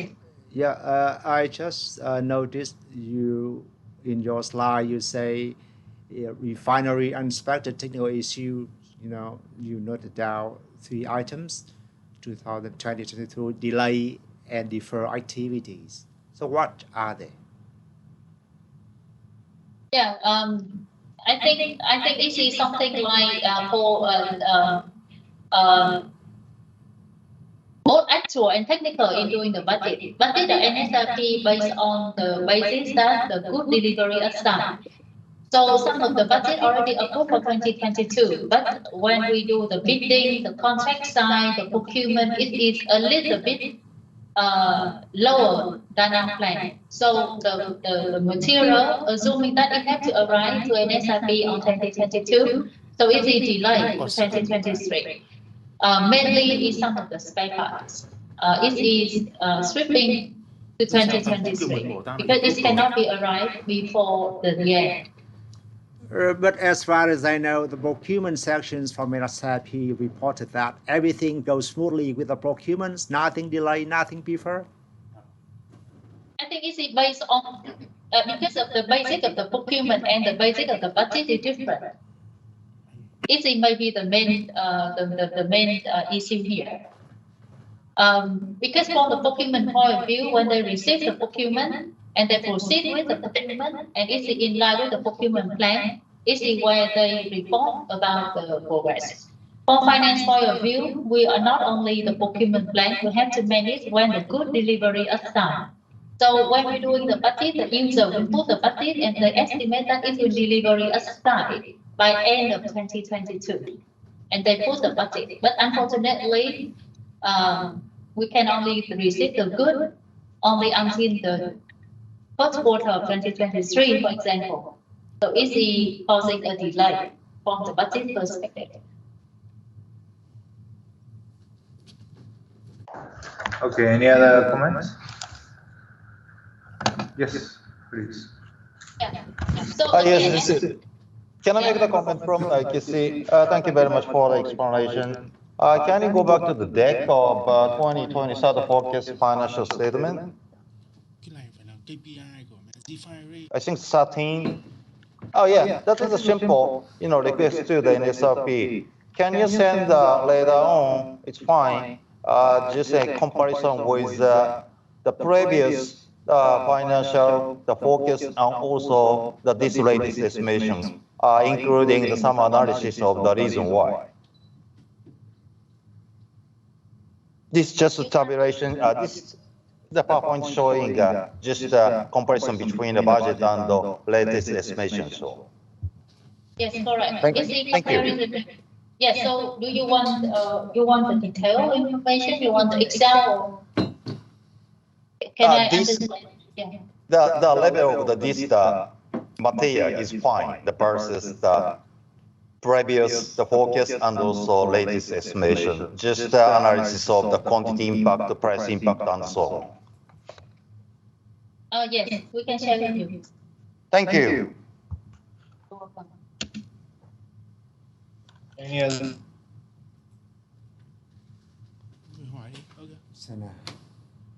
If not, I would like to continue. So I think the key message here is, despite the challenges, and SRP for the OPEC potential increase, we will continue for the optimization. Just share with you that from an SRP management side, we will have a target of internal cutting 10%, cutting that. Room to optimize. We will consider all of the budget line items, all of the activity, everything, and try to cut down about internally 10% of the budget in order to manage the potential increase of the budget for the CapEx.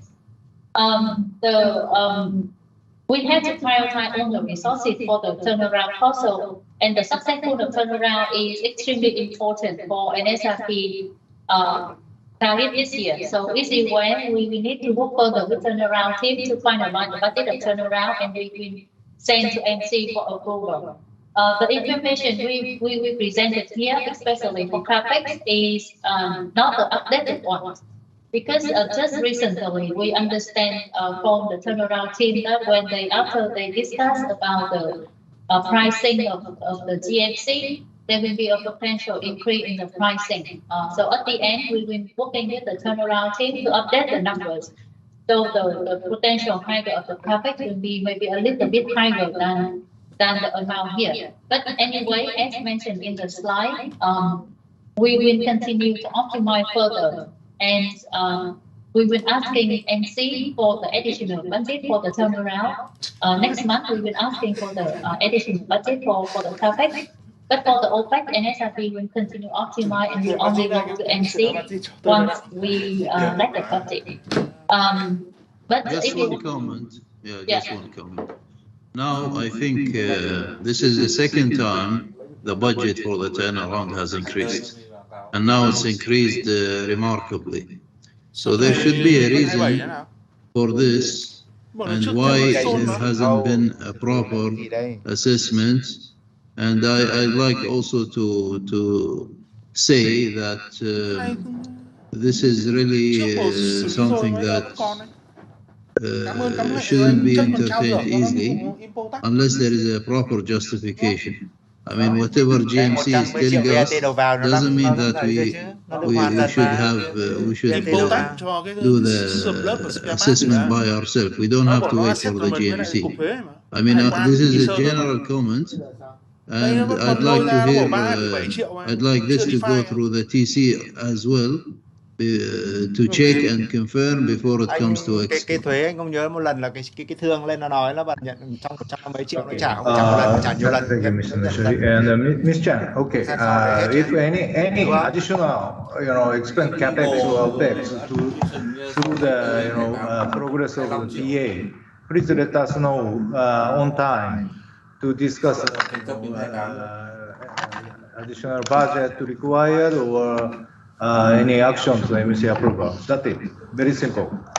So please, with the clarification by TC and then because we don't have time to I would like to manage the faster. So, Mr. Irving, any other point? I would like to move the cash flow after your comments. Okay, very quick. I deserve it. A very quick one. I think I saw that there was also butylene bought based on OPEX. I found it a very strange location. That should be in the hydrocarbon books. So I don't think why they misuse OPEX for this kind of streams. Actually, it's based on the budget classification from the beginning only, Mr. Owen. Yes, Final but the same budget comment, but we make the same comment also during the budget. But I've never seen this booking that you book hydrocarbons on OPEX. Very strange. Yeah, Mr. Irwin, I think we have a budget line for crude oil, and we don't asking of the MC approve for crude oil because crude oil is something we cannot control on in terms of the pricing. So we make the crude oil separately. We make the crude oil separately, and MC only approve for procurement plan with the production plan. For the all of the rest of the item, we need MC approval, or at least MC to control on the cost. This is the reason why I understand that somehow NSRP budget standards is a little bit different with your standard. But it's just for Okay, different standard. I understand. Different understand. As a raw material in the budget. Okay. Yeah. Yeah. Sorry, Vivian, we have one more comment. Yeah, please, Pastor, please. After this meeting, I need NSRP to provide the detail what is the delay activity for IFCC or as a technical issue that you mentioned in previous slide, because now it's very concerned and very confused for us. That's we receive the other report from the fire. Everything is good, everything is complete and successfully and something, but now the report from finance department, we very surprised. We need NSRP provide the detail because now quality of the report by NSRP have a big trouble. Different section, different department. Okay. That is my And this one already I know TCE and NSRP require the additional work for RFCC to rectify any trouble. So NSRP, please, maybe you already reported to Excom, but the mission did not recognize that. So please share the people and Excom directors, the previous technical committee documents, what NSRP require to additional work in TA. So that is, maybe we can settle easily to share the information from NSRP. How do you think, Mr. Chung? Yeah, okay? Yes, sir, I agree with you. And another scope of work outside the TA, you need to pay attention because based on observation, Mr. Bean, that's why I recognize Mr. Bean already highlighted to add additional budget once NSRP refinery fix the additional work. So we need this point, same point. Yeah. Yes, we just we can provide detail to PBN after the meeting.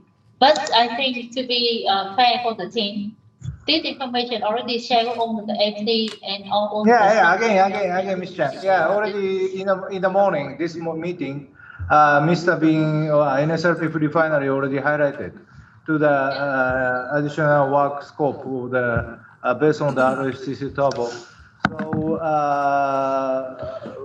basically, who decide the work for additional is refinery. So such kind of the latest status come from refinery. That is most accurate the information, I believe. Not only the extra cost, I believe. So that's why it's the reason why because people and Excom directors ask NSRP the reason. So that's why if refinery can provide those kind of the status, even not to finalize, it's better. So NSRP please remind them. Excuse me. So move. Any other comments? I just want to be back to the arbitration slide. Page number, previous slide. Yeah, I can see in the slide, I see the timeline for arbitrations is standard to be 5 years, which is accumulated the total of 25 million USD. I don't know what's the reasons behind the extension and the current situations of arbitration costs at the moment. Who can explain that in NSRP? Yeah, actually, I think mostly the focus of 0.5 is all about the remaining legal works, but you know that they delay in the claim. So I think 0.5 is just a very minimum cost. That estimate happened for 2023. The rest is a very initial estimation, and it will be further updated by legal team from time to time. So we think that the forecast now is just for reference, and it will be going to further update by the legal team. And again, legal arbitration including here is just for your reference only. Mainly is the legal work, the follow-up action, because you know that after a what we don't know what is the preferences for an SRP. It can be very good for an SRP and everything else, but it can be a case that okay there will be a negative outcome for an SRP and we need to further support from the legal consultants in order to minimize the impact for an SRP. Anyway, the forecast of 2024 to 2028 is just a very initial forecast, and it will be going to update. And we think that when in the budget cycle 2024, we will know further if there is still a number for 2024 is there. Chang, I noted your explanations, by the way, you say about the arbitration cost. I can see that in 2023, you only forecasted $500,000 USD for that. And 1 year later, 2024, it is 10 times bigger. And it is repeatedly, until 2028. The thing is, if you just, say that it's just initial forecast or whatever you call it, I think if an SRP has some sort of, full information about arbitrations, and that's you need to report in full. Otherwise, if you just, say something like in your report and you can update later like this, I don't support for the way you report to, Excom, without lacking of essential information about actual costs and estimation. Mr. Kia, I believe that. Ms. Chan, okay. Because end of the discussion. So, please, from my case, we have one comment. Okay. Hi, this is Eric Sedlak. I'm reporting on behalf of Mr. Omori, who's the legal committee chairman. So basically, the reason that it goes down this year is that there was a delay in the proceedings. The liability phase, which is to say who was right and who was wrong for each of the various claims, has been completed. So that was the big cost. That's where all the witness costs and the arbitrators' costs and so forth, because that's the biggest part. And the arbitrators are now coming to a decision, but they don't expect to release their decision, and they will do that in phases. They don't expect to release their decision until probably sometime next year. Once that happens, we will know what the arbitrators decided as to who was right and who was wrong on each claim. And then they go to what's called the, then they're going to decide who has to pay how much for the various claims. They're going to evaluate the claims. And that could involve settlement, or that could involve another decision from the arbitrators. I'm sorry, it's called the quantum phase, so the number phase. And they will decide how much is owed in relation to each one. And there has to be new evidence as to how much the damage actually was by the party who is suffering. And that's going to take an additional couple of years. And that's why there's an additional forecast of $25 million spread out over a few year period. So basically, I mean, I guess in a way, NSRP is lucky because this year, not so much is going on. So the cost is much lower than prior years. And then the future years will also be lower than it was in the peak years of 2020 to 2022. So I hope that's more helpful as to why the numbers look the way they do. Okay, that is just come from the legal committee chairman. So I think Maybe because this future, expense now NSRP is showing. If we realize the offshore budget or any other future planning, NSRP should explain to us about reasonably.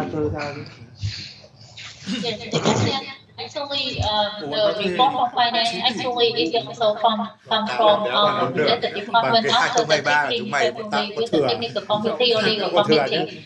So in this regard, we reflecting the information. It does not mean that we just put the number here without any certainty about that. So I appreciate Mr. comment, but we think that we can. NSRP can report to Excom through the legal team for the legal committee on the arbitration issue to make it more clear, and we are happy to do that. Yeah. So again, same idea. I have. So no more comment. I'm going to move the cash flow.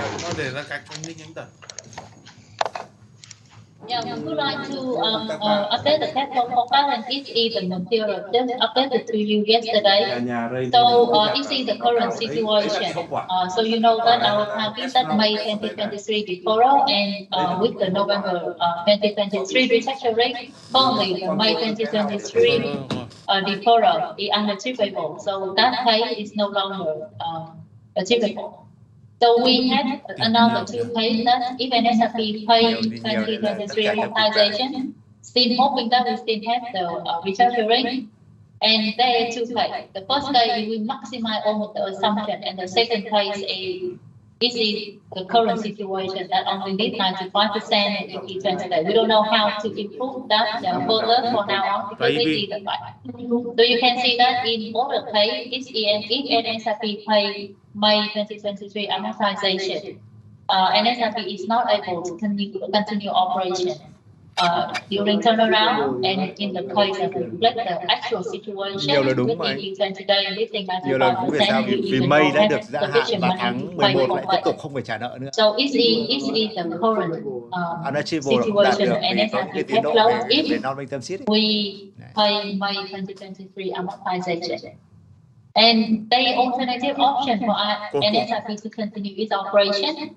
So the May 2023 guarantee call with 2023 restructuring and we co-guarantee, but there is no restructuring. So you can see that the only option now that you can see on the screen is for guarantee and continue November 2023 restructuring, because otherwise you can see that NSRP maybe can survive until November, but then after that, without EP, with the RPA continue, without restructuring, we will have the software again. So we think that the financial restructuring for the long-term financial restructuring from November is still required, whatever the worst case scenario. They just report to Excom the fact that the current cash flow, the latest cash flow update based on the latest outcome after the meeting with the lenders.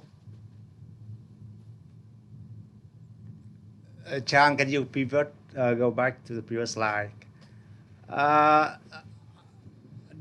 I understand correctly that you, at that slide, you are trying to brainstorm on the possible solution for an SRP to survive, to rescue your short-term cash flow? Is the alternative option for an SRP to continue our operation. Oh, really? You think so?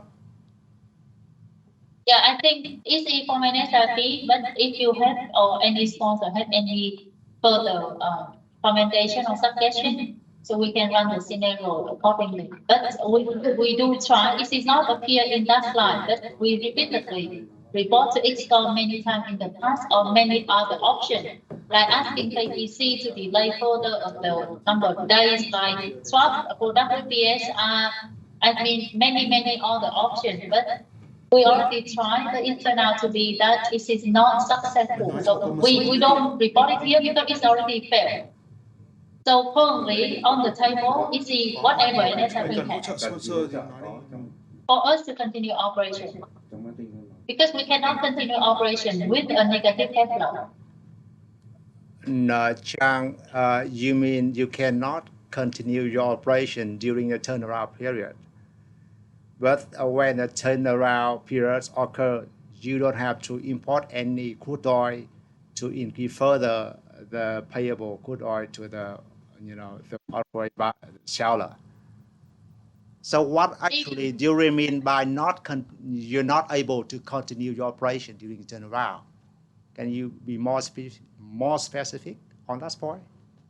We can share with you the Excel sheet where we prepare the cash flow so you can see the numbers. But the fact is, even we not import any crude oil, we still have to repay the crude oil demand we already purchased.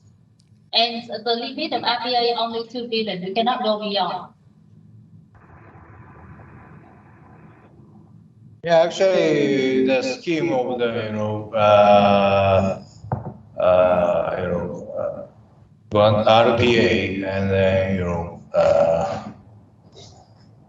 very supportive item RPA to NSRP.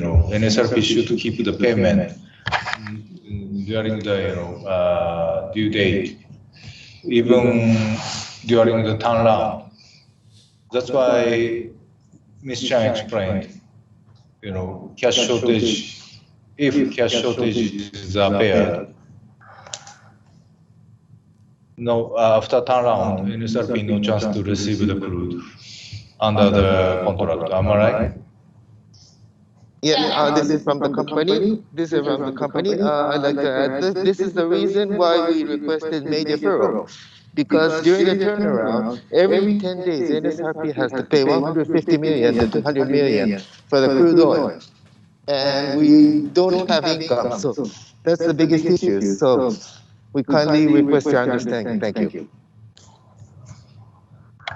Thank you. Yeah, to me, the biggest issue is that when NSRP in the most difficulty situations, and then the KPC, your long-term strategic partner just provide the crude oil for you for the whole project timeline,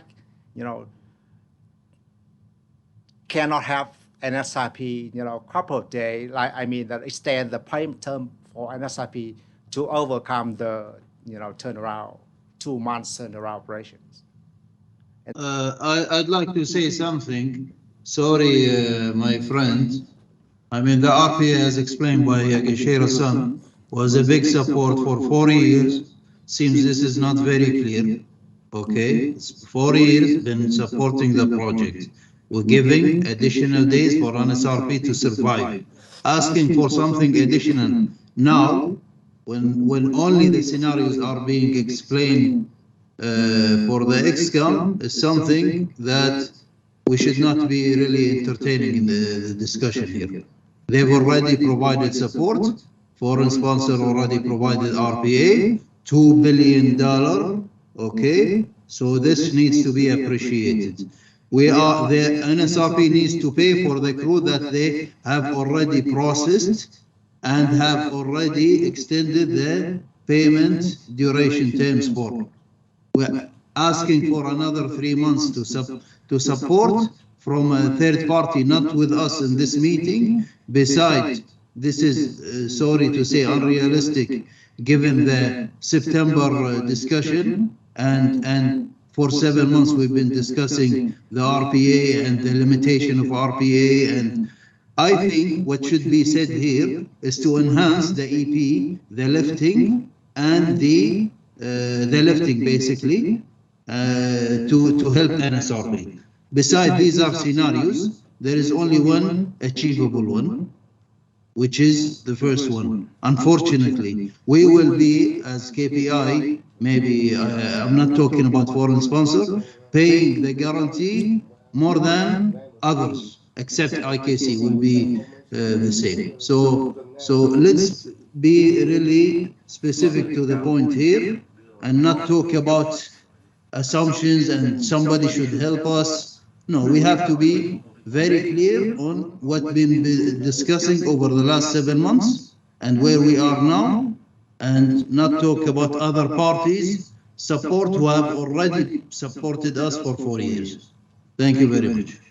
Masari, if you Thank you, look Mr. back, Mashari. Masari, let me just. I can see, I can see. Yeah, okay, you go ahead. I can see also, also the totally same the position as what Mr. Mashari mentioned.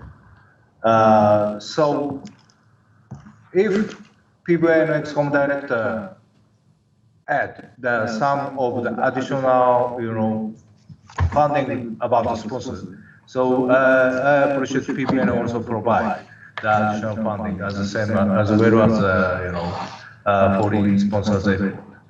So that is a fair. Can I add one thing, please? We did send a letter to KPC. We did send a letter to KPC, and KPC was clear that they cannot provide further support. We also sent letters to Binson Refinery to support on the swap, which would have helped the refinery be able to pay the May amortization. But again, Binson Refinery, which is under PVN's jurisdiction, was unable to provide support as well, which would have been the easier way to do this. So unfortunately, we didn't get the support we were hoping on the KPC side for deferring the payments. But also equally, we did not get any support from Binson Refinery for the swap, which is a normal thing that happens worldwide with no problems except here in Vietnam, unfortunately.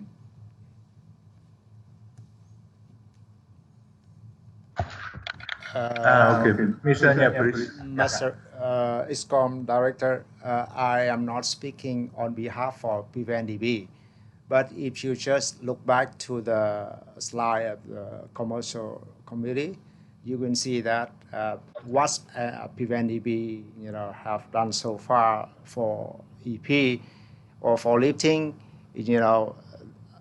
I do think that has tried on the best. Of course, with the maximum of the capability, and of course, if the market turn out to be not in favor for PVNDB to uptake further, then PVNDB cannot uptake further. It's understandable. So the thing is that if you just say that it is a PVNDB effort to help an SRP to overcome this liquidity, I don't think that is a completely, reasonable, because what PVNDB have done so far, is something that, should always be recognized for help and PVNDB, for helping SRP liquidity. And another thing I want to add here is that, it is not the first time, an SRP mentioned about the alternative options of calling warranty for paying the debt. I don't want to say it again about my personal opinion. I want to repeat, the PVN manager opinion about this. If it's clearly said that if it is the second time an SIP will do it over again like the previous last year, everything will get out of control for this project. I don't want to say more about it anymore. That's it. Thank you. I think this been explained at last MC, the 20 days average should be 24, 26. So please maximize this. Thank you. So, can I have one more comment, sir? Yes, please. So during my visit about the commercial committee and also see the report, we found that the transformation from the NSRP is now very slow, especially the crude flag issue. So based on the outcome of the commercial committee, I recommend NSRP right after this meeting, please write a letter and share on the difficult situation about the financing and seek the approved support from the sponsor as soon as possible. That is one of my recommendations. This is from the company. This is from the company. We have seek support from MYT and TMSC and PVN. So we have done what we have to do. Thank you.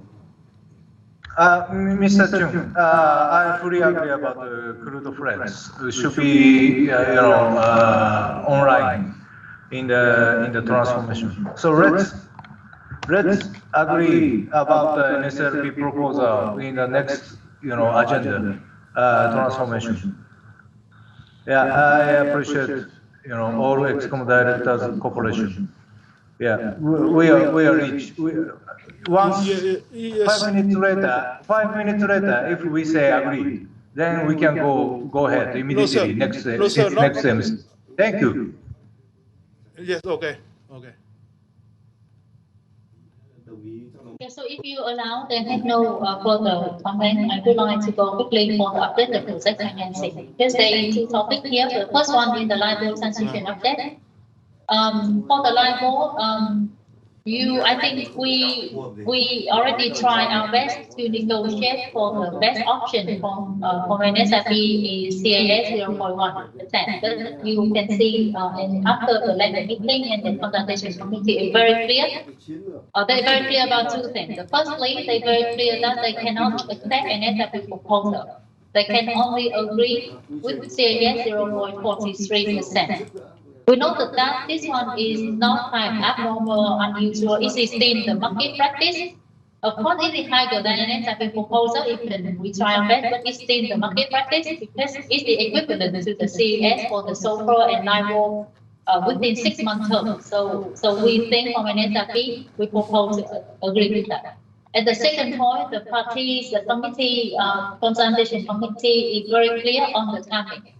So they want NSRP can resist with State Bank of Vietnam to avoid any legal consequences or regulatory consequences when we come to State Bank of Vietnam.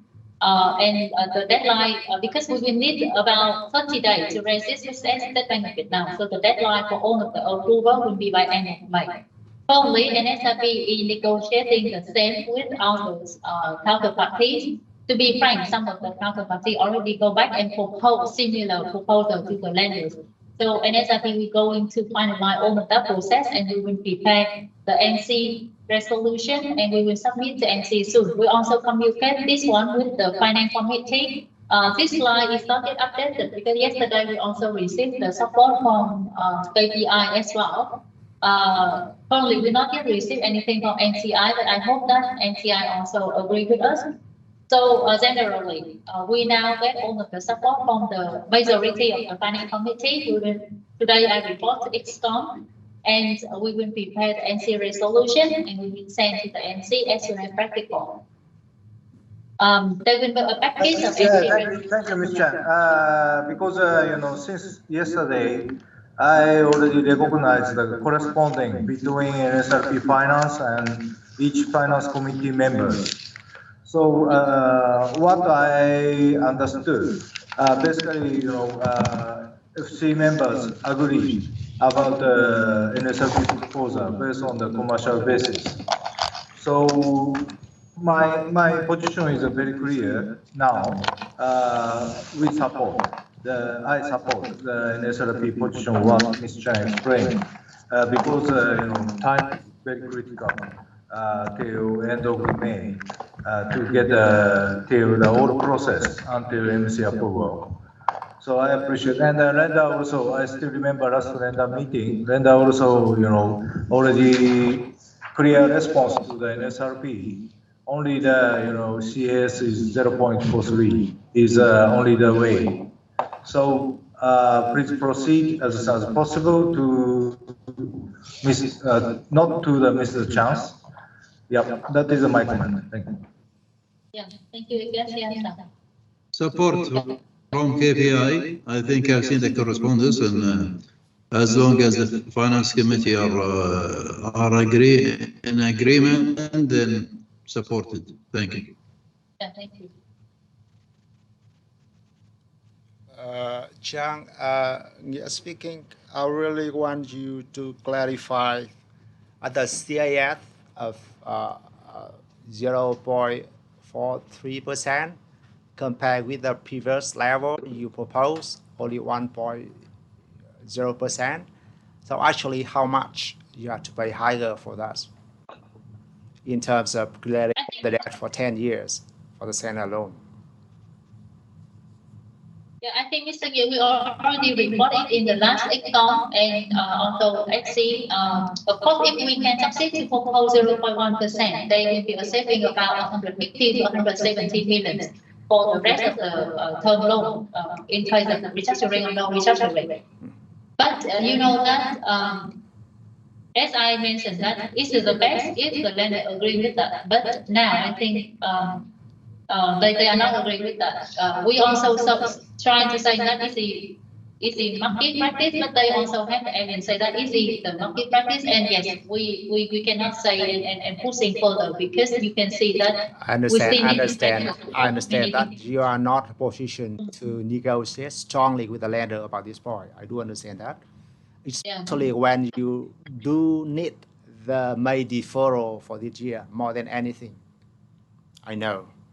But the thing is, if you just report it ZS at this level and you don't report exactly how much you have to pay further additionally for compared with the previous of your positions, so the whole picture is not clear to me. That's why I'm asking you just add some sort of number to estimate how much exactly you have to pay in this case additionally. Yeah, we already shared that number to the FC members, but we can share with you again after the meeting. Okay, thank you. Okay, please, Mr. Watanabe. Thank you very much. So, Chan-san, as I sent the email to you, so my understanding is that 0.43 comes from the ARRC recommendation of the USA. That's why so digital market practice. Could you confirm that 0.43% comes from where? That's my request. I understand. So it's not. I will ask our financial committee members to reply to you immediately. Bây giờ nó có 3 mức anh ạ. 043 is also the market practice and is come from the lender proposal. 0,43 là 6 tháng. So probably so ARRC, this is the committee of the USA recommendation in the 2021. 3 tháng 0,2 thôi, không chỉ. Actually, Vì tất cả lúc đấy là negotiate với nhau hết thì chẳng có that CAS 0.1 is come from the one of the research. It come from HL study. And HL study is based on the US market. And when we share this one with the lenders and the lender advisor, they also say that it's the US market and this is not represent the global market. And they also share that at least for over the year that the lender advisor deal with in Asia. They say that they also have the year that agree with the CAS, the historical 5-year median 0.43%. And some of the lenders, they also share that they have the internal policy and they cannot agree with the CAS 0.1. So, and they also share it as in the meeting with the consultation committee that they only can support the restructuring and the red lines and everything. I think you also be in there, you understand the rationale from the lender. So, but on all of that, the lender cannot accept an SIP proposal 0.1. They propose 0.43% and they consider it as a red line and it's no time for us for further negotiation. Okay, thank you, sir. Yes, I will ask the financial committee member to reply to you. Okay. Yeah. If you need more information, we can share with you any detailed information you require after the meeting. Anyway, if we don't approve this, sunset will not be waived, right? Yes, correct. Because now the main deferral is we already delayed already. But now we still need the lender support on the waiver of FPOD at the sunset date. As I also mentioned here, you see that okay, we also need lender on that. So this is not linked to May deferral. However, the lender wanted to be linked to May deferral. We need to understand, this process has been there for many months now, and we have to agree now. Otherwise, sunset will not be waived. Thank Yeah, you. and also we need the lender further support on the long-term restructuring in November. So given all of that, I mean, further support that we need from the lender, we think that we can agree with their proposal. Indeed. I think, Mr. Mishali, this is correct. And I think during last week's meeting with the lenders, Randall from ANO, he actually mentioned this explicitly. He said that the sunset date is coming to actually defer the sunset date of May, and to avoid the fundamental event of default, we have to come to an agreement on the CAS of 0.43. So this is actually leverage they have over an SRP that we cannot deviate from, unfortunately.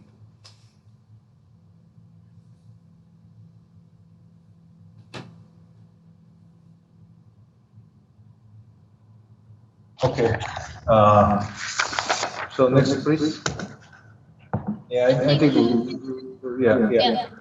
I think the final part, the financial restructuring update, but I think we already discussed this when I shared with you on the cash flow update. So you know about the situation that foreign sponsor is willing to sign the non-binding term sheet, but PBN is not able to do because there's some of the item content in our control. So that means we are not able to get the deferral from lenders. It's not 4 minutes. Yeah, it's I know. Not 4 minutes. Just I would like to ask Mr. Nia and Mr. Chung about any progress, any discussion is made, or your management, board and government, any discussion about this term, which provided by lenders committee, to get approval internally in the PVN. Any progress since last week? Excom Chairman, you are speaking. Let me just answer your questions. In a PVN point of view, financial reassuring for SIP is one of the most important thing that PVN want and SIP and all other sponsors together with PVN to make it successful. That's the point. And we are same. Yeah, and based on what happened recently for the two meetings, PVN have so many internal discussions with within PVN and even our PVN, and the initial feedback from other authorities is, it just almost impossible for PVN to accept the proposal from the lender, in terms of non-binding term sheet. I have to say it again, it's almost impossible. And what PVN has discussed with all of you so far, Any do you have any consideration to approach second approach to the your authority, or just what I can say there is now no discussion. What I can say now that PVN is not giving up easily on this, and of course on the other side, we do hope that the lenders always they need PVN opinions into consideration to think of what should be proposed for own sponsor to be agreed. So it is what's to push the long-term restructuring when SIP succeed. And from PVN, right after the meeting, on behalf of Mr. Ning, I also sent to NSIP management an email to sort of wrap up on the things that we need to have to make a report. But currently, there are some more items we don't have on the table, like the detailed summary of the two meetings, and SIP is working on it. Like the legal report, to assess on the chains that the lenders propose to the NSIP as a borrower in the CDI, and as a sponsor, as being the warrantors. We don't have that from the NSIP. So NSIP management, can you just clarify all of this to PVN?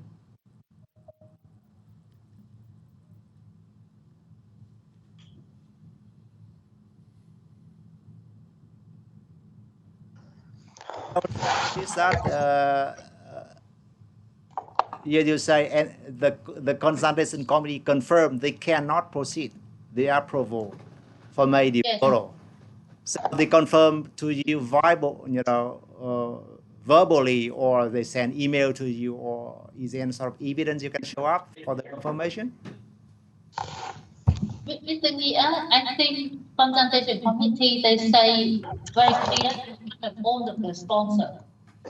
And one of your requests is to get a summary of that meeting. Our advisor is working on that, and probably will not yet send to you because they want to send it to AMO to final review before they can send or NSIP can send to you. So they say very clear in the meeting that the 14th of April is the final deadline. This message is also not new in the meeting, it's also documented in their position. And they already also share that in their kind of term sheet. In the non-binding term sheet, they also put that timeline. So it is very clear. Chang, the non-binding term sheet is the lender's product. They can, put whatever they like, the timeline, the content, whatever they want to put in, and they push an SIP and sponsor to consider about the opinion. That's understandable. Yeah, so we would like to ask to what extent you want to receive from the committee members in the written document, so we can ask them to provide. But we think that the non-binding term sheet, you are correct to say that this is the product from the lender, is the request from the lender in writing. Anyhow, NSRB, please check and the minutes or response through the table. Any kind of the summary.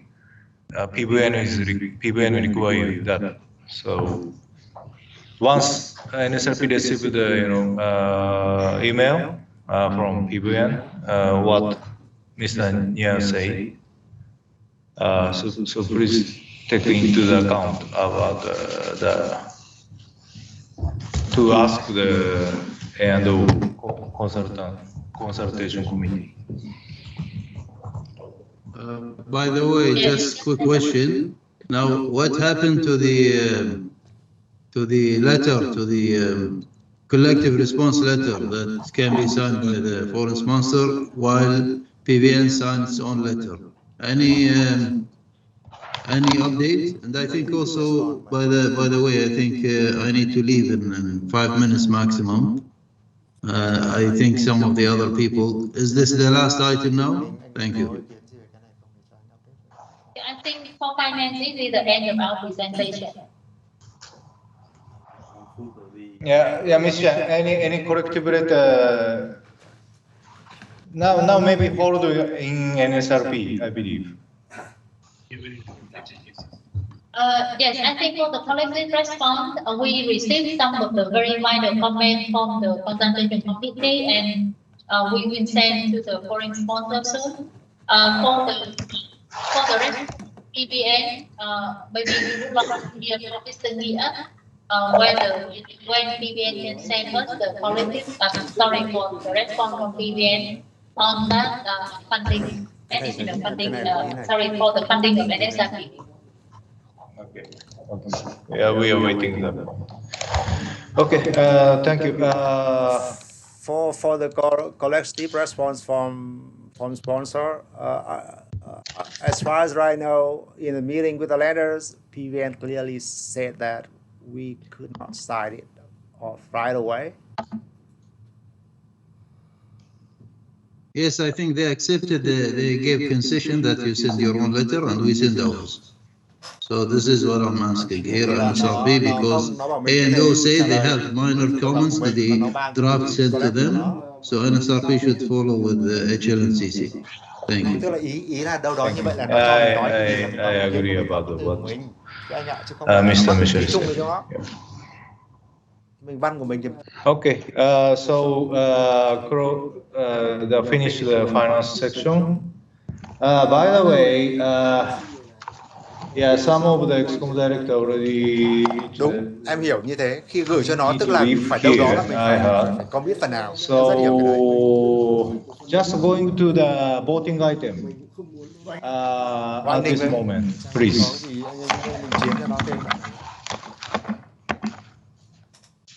Okay, Gashira-san. As shown here, we are remaining the reporting item within the reporting session from NSRP, but we would skip for remaining 3 items: transportation, transformation, and the legal, and the HR. So instead, just we go into the recommendation. No. I mean, at least full member attended. So I would like to finalize the voting item at least. Trước em gửi mail ngày nào nhỉ? Anh gửi xong thằng kia nó nốt lại rồi, nó nốt lại là nó hỏi ý kiến. So Yes. Anh gửi là gửi Excom anh gửi yeah, so please ask us about what item now remain. Yes. Can you see this on your screen? Yes. Yeah. This is the list regarding the pending MCO items, and there are the 8 items here, but the 4 out of 8. Okay, yellow highlighter, right? Yes, Yellow this is the yellow highlighted is the voting items. The first one is the request for approval on the NSRP crude oil purchase procedure. Yeah, that's why we just discussed with Mr. Chung also. Anyhow, we should make a recommend on MC to approve by MC as soon as possible. For recommendation is next voting item. And in parallel, I will ask MC member how to their judgment of the voting or not. I will ask MC members our position is clear because more than 3 months, 6 months. Now we are waiting. So just we recommend to the voting by MC next MC. Yeah, but we can come back to the the discussion in transformation later. So next, please. No, sorry, sir. So related to that procedure, we are from PVN side. We already provide very clear comment, but until now, we still do not satisfy the issue, especially for the last commercial committee meeting as a presentation from NSRP. PVN already have a very many comment. And until now, the strategy of procurement spot crude oil is unclear. We don't know how NSRP to procure it, how is the payment term, and what is the benefit bring to NSRP during the difficult situation for financing issue. And very important that when NSRP select supplier to purchase crude oil, NSRP should develop the procedure.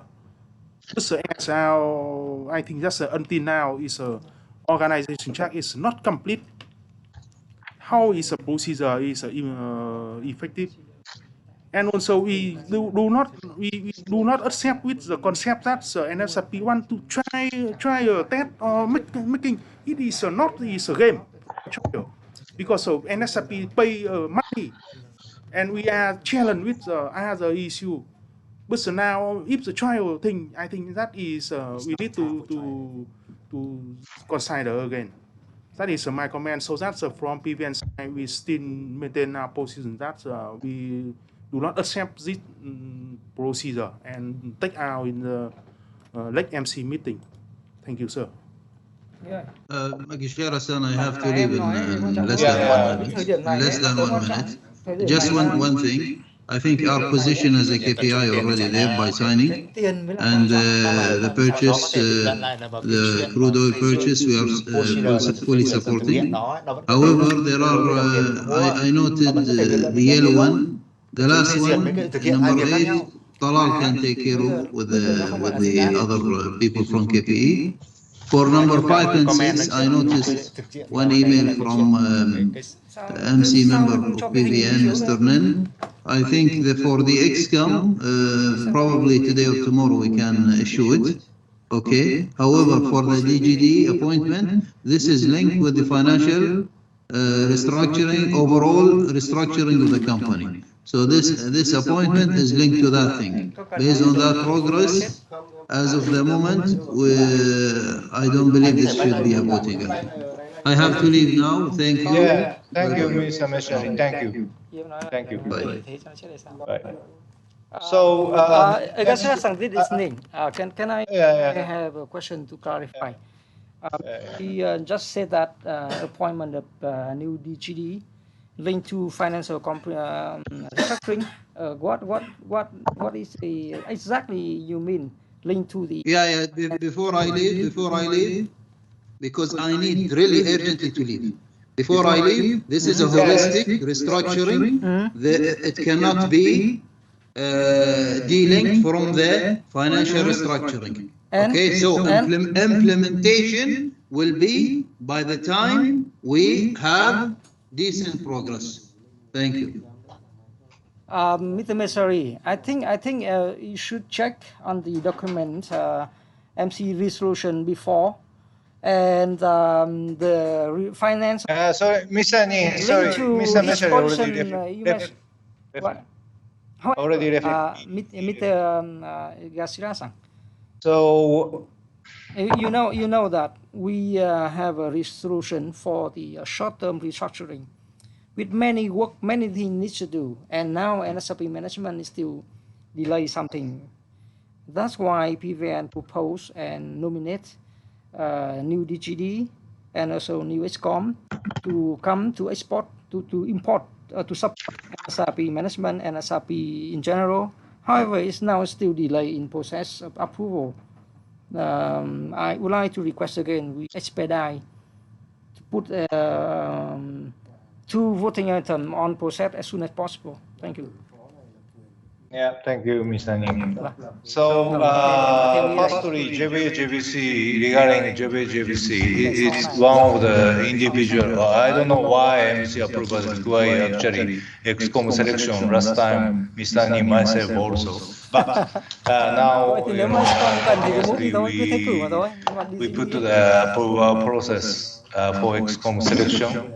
So I believe each sponsor should send, already PVN nominated the new candidate. So it should issued by written resolution without voting items. I believe support from other sponsors. So back to 447. Continue with your explanation on the JVC. I would like to emphasize that nomination of the DGD and Excom following the JVC it is sponsors' right. We have a right to nominate. But the previously Mr. mentioned about the restructuring. So again, I would like to say that Mr. Ving was selected as RGM before the time we do the short-term restructuring. So I don't think that there is the link between position of the RGM and the DGD of Vietnam now, and that I don't know why KPI Excom member has comment like that. Yeah, actually, I guess you also, our position is, based on the last May, I believe last May, the KPI, KC, MCI, approved by the GMR with the DGD position, so clearly mentioned. That's why in the last September, in the alignment MC meeting, align the new organization is,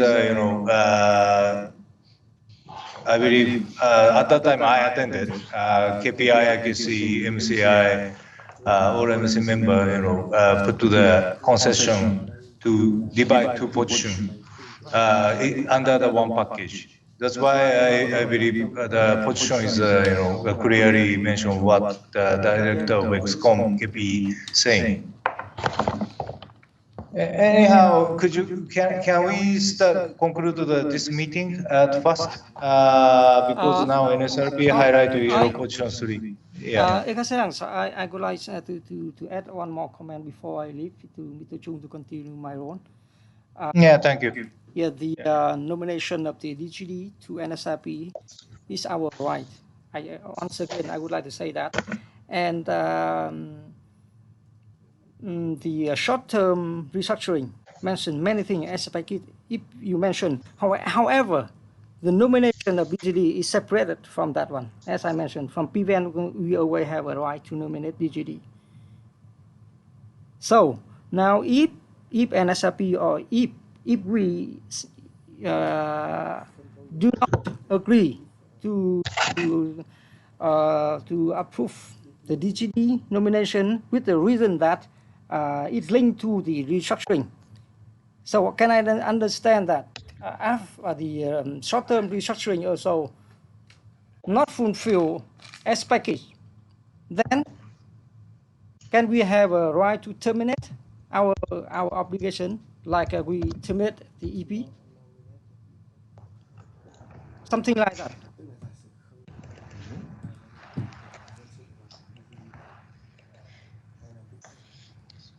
I have not in a position because access different agenda about yes, okay, but however, please, yeah. please, that's why I insist our Excom meeting to propose to proceed with the voting of the PVN nomination of DGD and Excom as soon as possible. Thank you.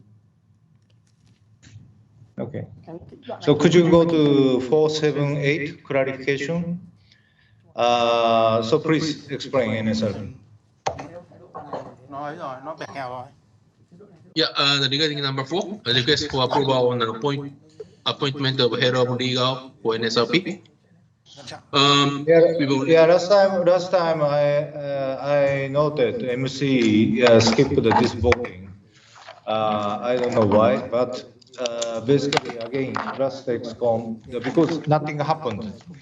Any additional clarification of these issues? NSRP already replied, so I'm same position. Go for voting. I recommend the MC members next time MC. So no, I mean no reason to skip this voting item in next MC meeting. So 7, please.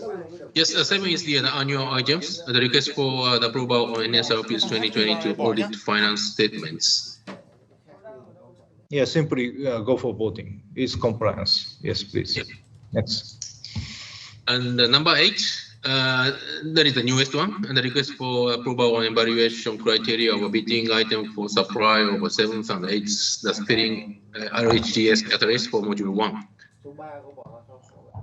Yeah, I had from the technical committee member. It's already agreed, but among them technical committee member with NSRP refinery. So I recommend for the voting for next further step. That's it. Sorry, yes, Mr. Chung. Yeah, Mr. Chung, please. Yes, since during the NSRP present this document to the TC, many comment to be right from the TC member, but however, until now we did not receive the latest update material from NSRP, so that's it is not enough the basic or background to move forward, because TC MOM meeting is not yet issue, and also the materials present by NSRP, sending by NSRP is no change. One of my comment during the TC meeting that we request NSRP to update the material and send to the Excom again. But now is not yet implemented by NSRP. So that's is my question. Which item? Let me just get that straight. Evaluation criteria. So I have to ask Chairman Albert-san, but as far as I understand, that the explanation material, presentation material, kind of the appendix will be updated by the refinery, and according to the comment given by technical committee member. But the voting item itself will not be changed. This is what I understood. Yes, voting item is keep original, but some presentation to explain about the criteria should be updated after TC meeting, and it is a mandatory and basic background for us to make the decision. Yes, that is my sharing. Thank you. Mr. Chung, sorry. Actually, your slide we sent to Excom, resent to Excom already update the assessment in page number 6, final assessment. So we update the sentence already, as we discussed before. I think already done, Mr. Chung. So, Mr. Bing, so in that meeting, that's some comparison between the cell and ERT performance data. Yes. In Zone 4 and Zone 5 sometimes is not transparent or not so balanced. So in the document, in the update the document, still see NSRP keep that slide. I think that's we are share very clear that we cannot accept to take the comparison is unequally. But now not update from an NSRP yet.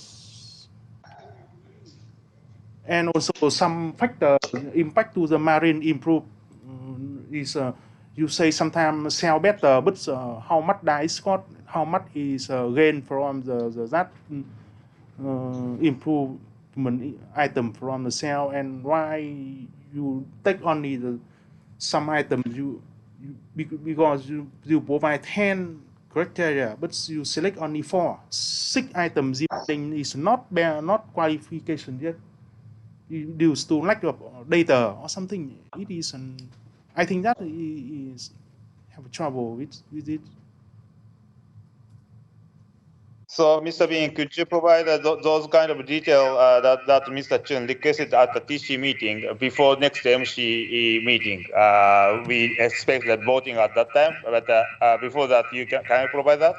Then I believe the Excom director can agree this item to be voted. Yes, I agree with Orisi-san comment. Yes, so until before MC meeting, I need NSRP should provide the update document. Okay, noted, Mr. Chung. Yes, So we will. Okay.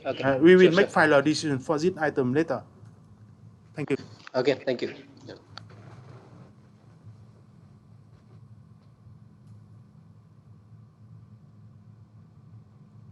Okay, thank you.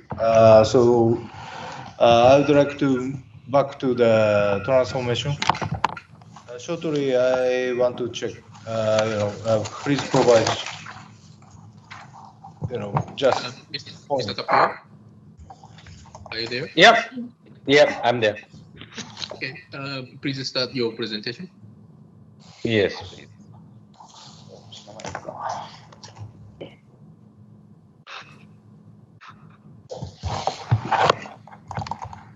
Good afternoon, good evening, everyone. Just to check if everyone can see my screen and can hear me. Yes. Okay, thank you. Thanks, Mr. Chairman, for this opportunity. Quick updates before we deep dive in terms of where do we stand on the overall transformation journey. As we know that it's been first quarter, we have independently completed our transformation journey post McKinsey, So would like to highlight a few things which has been achieved in the quarter one. Indeed, we know from 1st of January we have our internal team, and at the same time we also introduce our internal initiative tracking system, which is TOS, Transformation Office System, from 1st of January. As we have seen in past, there has been concerns from all the sponsors in terms of the numbers reported under transformation, which was really too high. So all the in the first quarter, we have me and my team, we have reviewed all the initiatives, and so many initiatives we have cancelled or put on hold after having a discussion with the division managers with the business justification. Either those are not realistic at this point in time, or we are not in a position to execute that.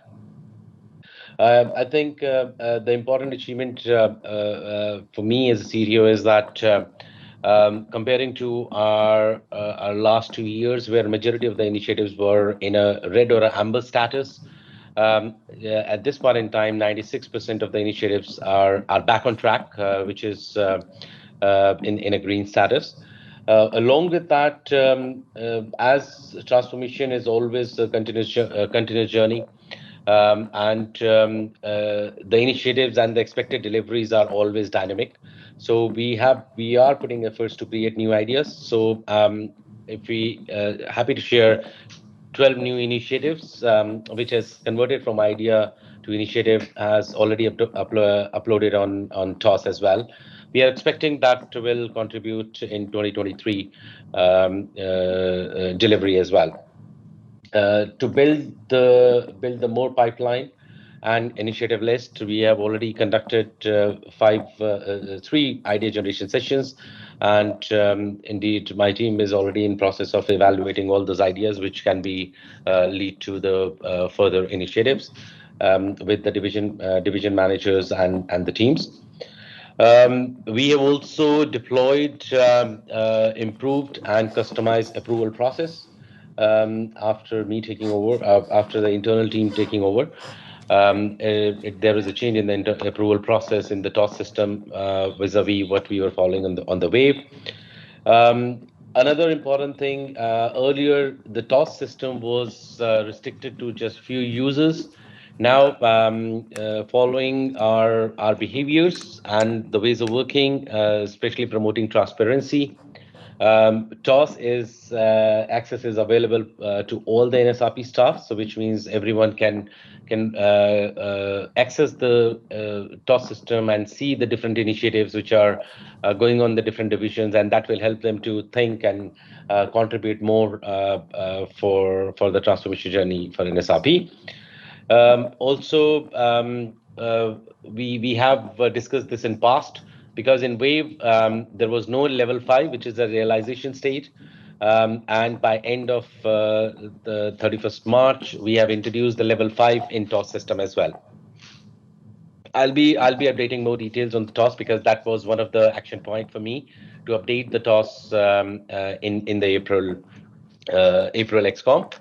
And then last but not the least one is the different road shows what we have conducted so far, which has covered 100% of the management and the managers, and 60% of the leaders so far, and definitely there are many more to come, so that we can spread this the importance of the transformation and encourage people and motivate them to join NSRP transformation journey.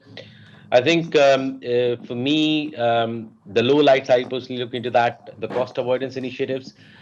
Still, we have a very limited initiatives under this criteria, which means cost avoidance means proactively saving the cost before we make before we spend. So saving before we spend. So proactive saving, we can call it. Though we have certain initiatives, but I think me and my team needs to put more efforts to have more initiatives. And then also, as far as the transformation roadshows are concerned, we know that we have a shift people, and need to look for some innovative ways how to cover them without incurring any cost for NSRP. How we can do the roadshows for them without incurring any cost for NSRP. So these are the quarter one scorecard looks like from a transformation side. Let me just take a pause and see if there is any question, any comment. Yeah, thank you, Mr. Kapil. Today, actually, I can confirm about the NSRP already completely, transfer from McKinsey system to own NSRP system to implement the transformation by yourself. So that is a very good news. Now, NSRP can handle by yourself. So thank you. That's what I understand. Thank you very much.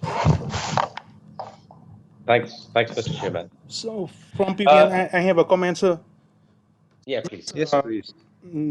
Yes, as my observation, that's transformation in NSRP is now very slow. Even in the technical committee meeting about the marine improvement from refinery, I already have a comment that for a long time, NSRP even you develop the basic concept or something, but many initiative is not put into the actual implementation.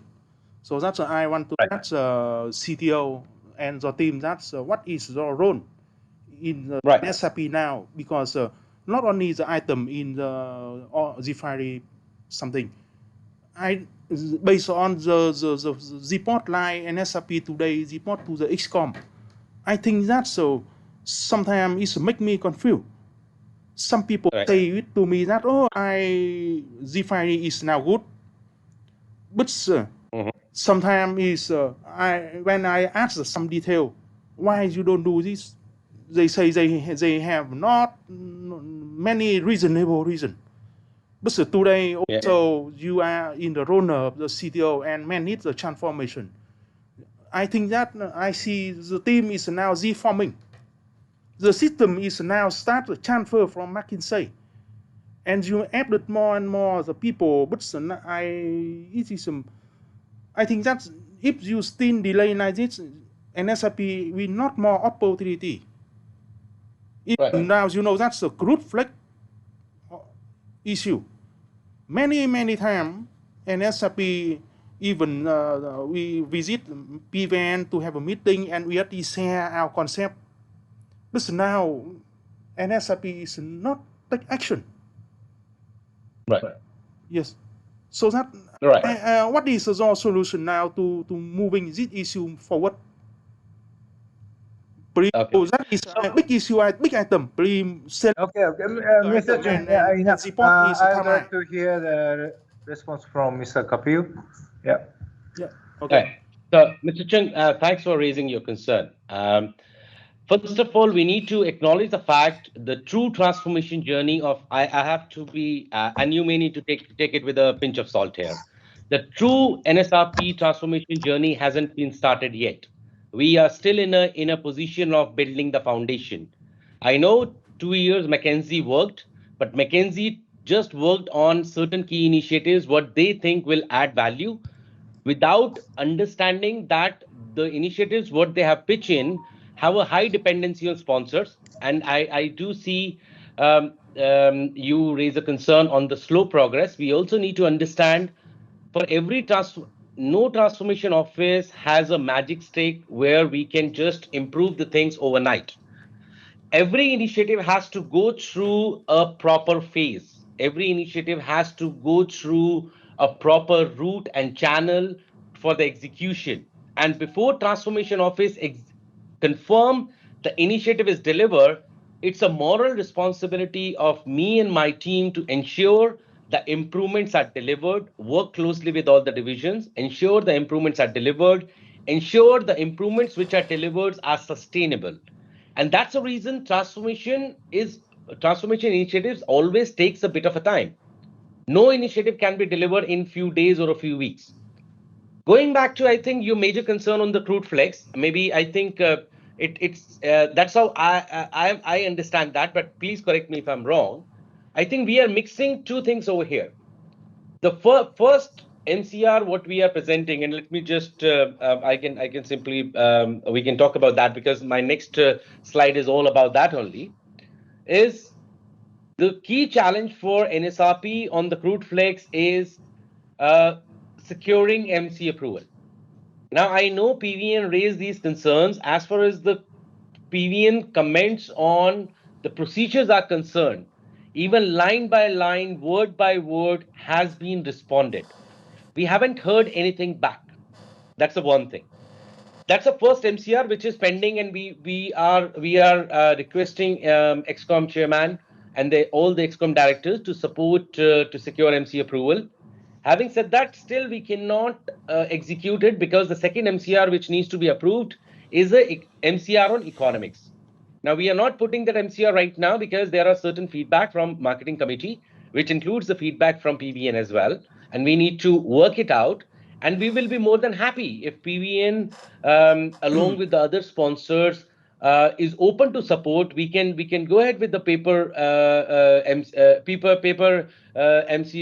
MCR so that we can execute this before turnaround. Because if we want to execute this initiative before turnaround, we need to go for the trading in May. And if we want to go for the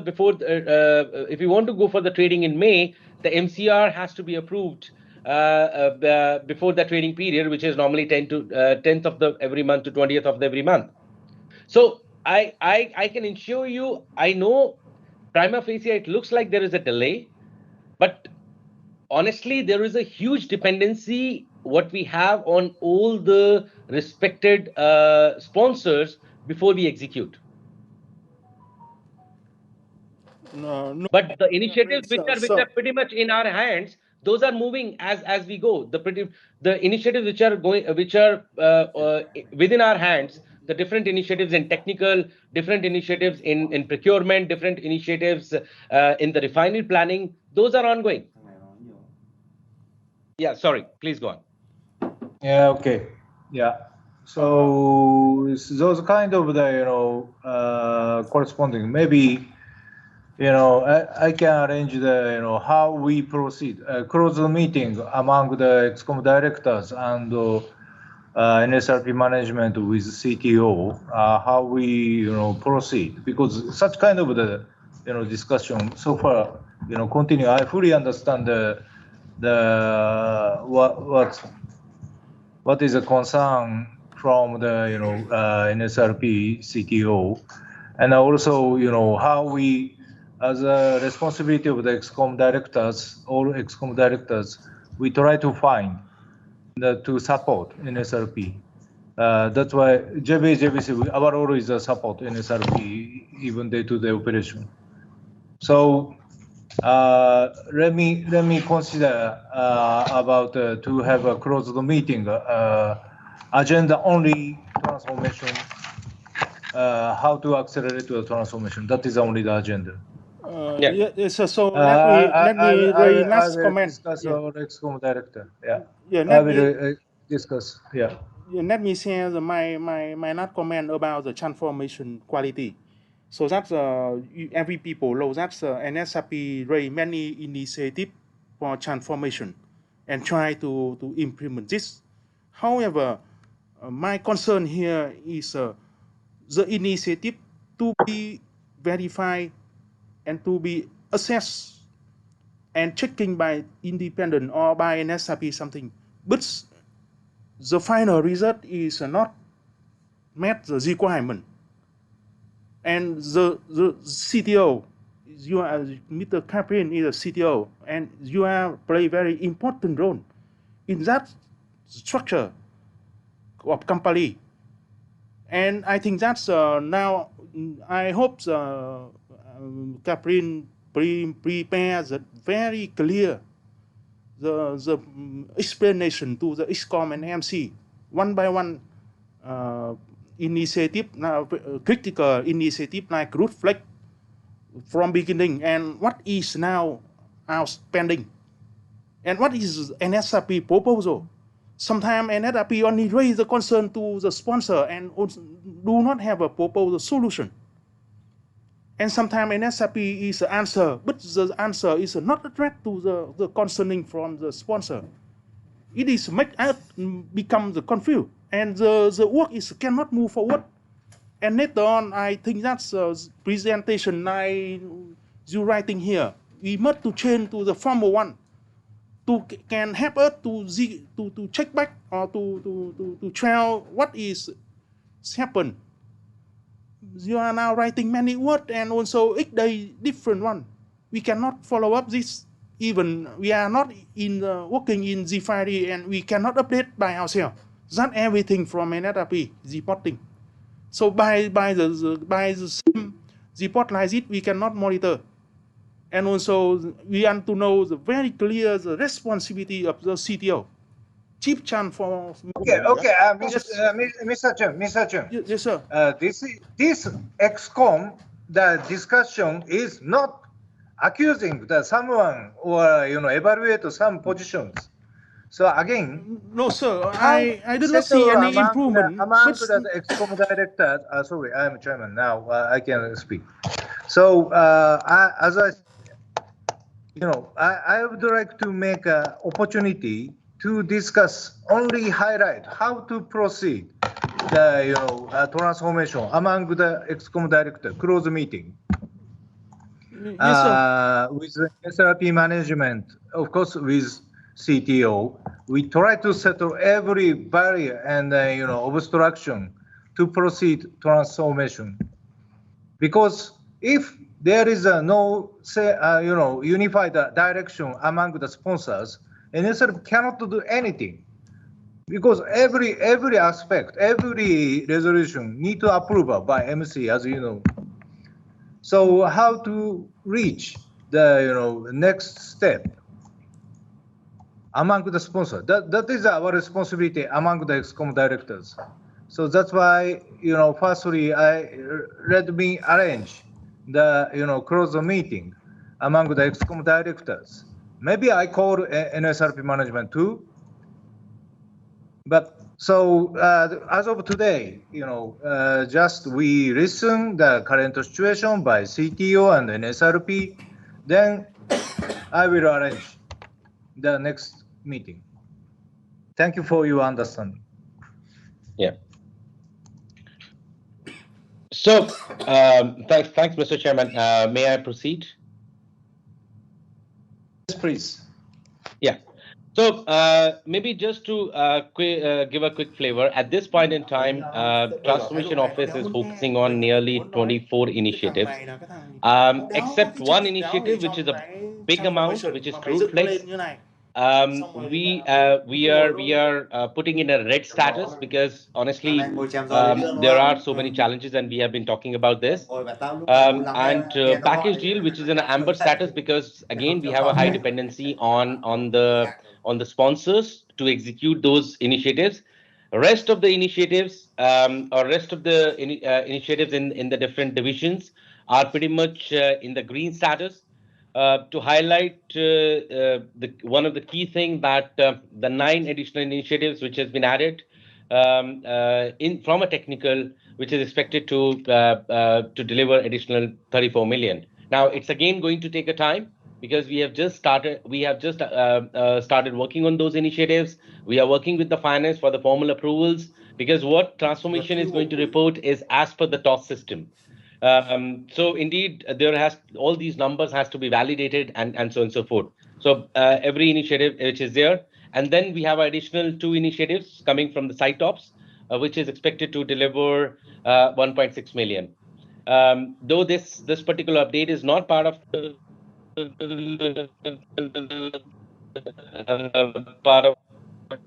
this, I have already Q1 and April from the Q2 is about to end. My target is with my team is to complete at least 4 to 5 initiatives in the month of May. Maybe we'll update on the dollar value in the next Excom. But that indeed doesn't include the Crude Flex. As we know, the status is not, I'm not really confident in terms of the progress of that.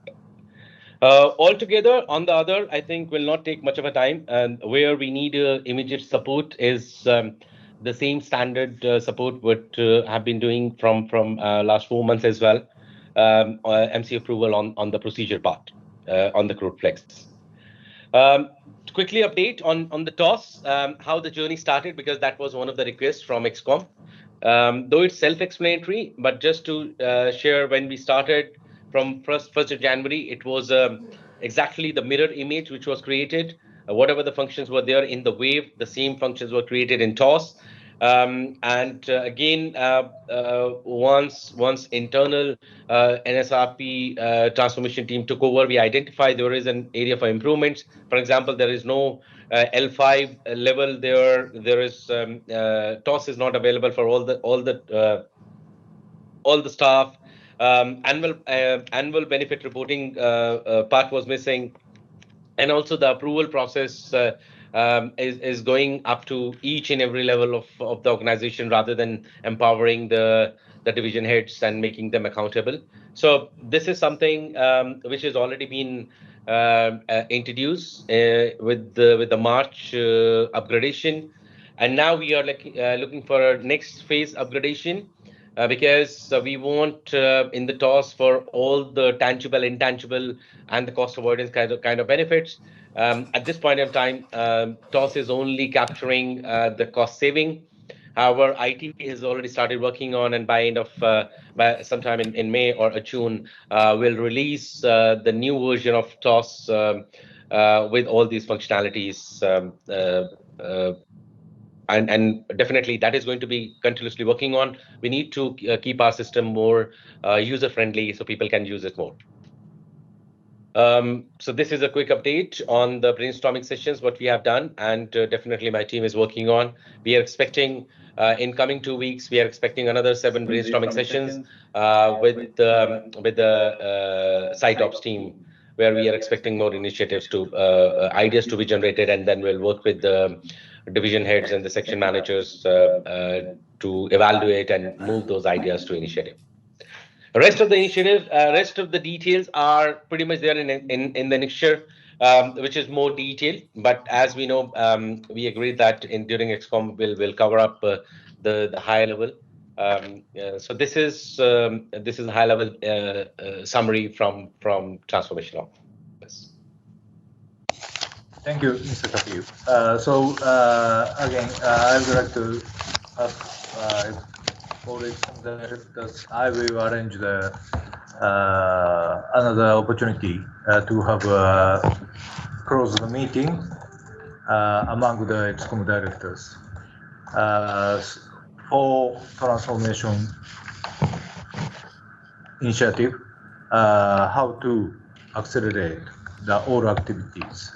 Now, some issue there, we must solve the sponsor side some issue and clarify what's point required to proceed this support the transformation initiative. Maybe some we need to ask or request NSRP to more information or more improvement. But firstly, we must align among the Excom directors about that. Thank you. Just my comment here. So thank you very much, Mr. Kapil. I would like to move to the next agenda. Thank you, Mr. Chairman. So one thing, so some of the Excom director already left the meeting. So particularly the legal agenda, area C, and I forgot the agenda. So there are some agendas. Yeah, I would like to shift the next Excom meeting. Basically, one is requested by Excom, as you know, area C, and the other one is last time MC put to the request.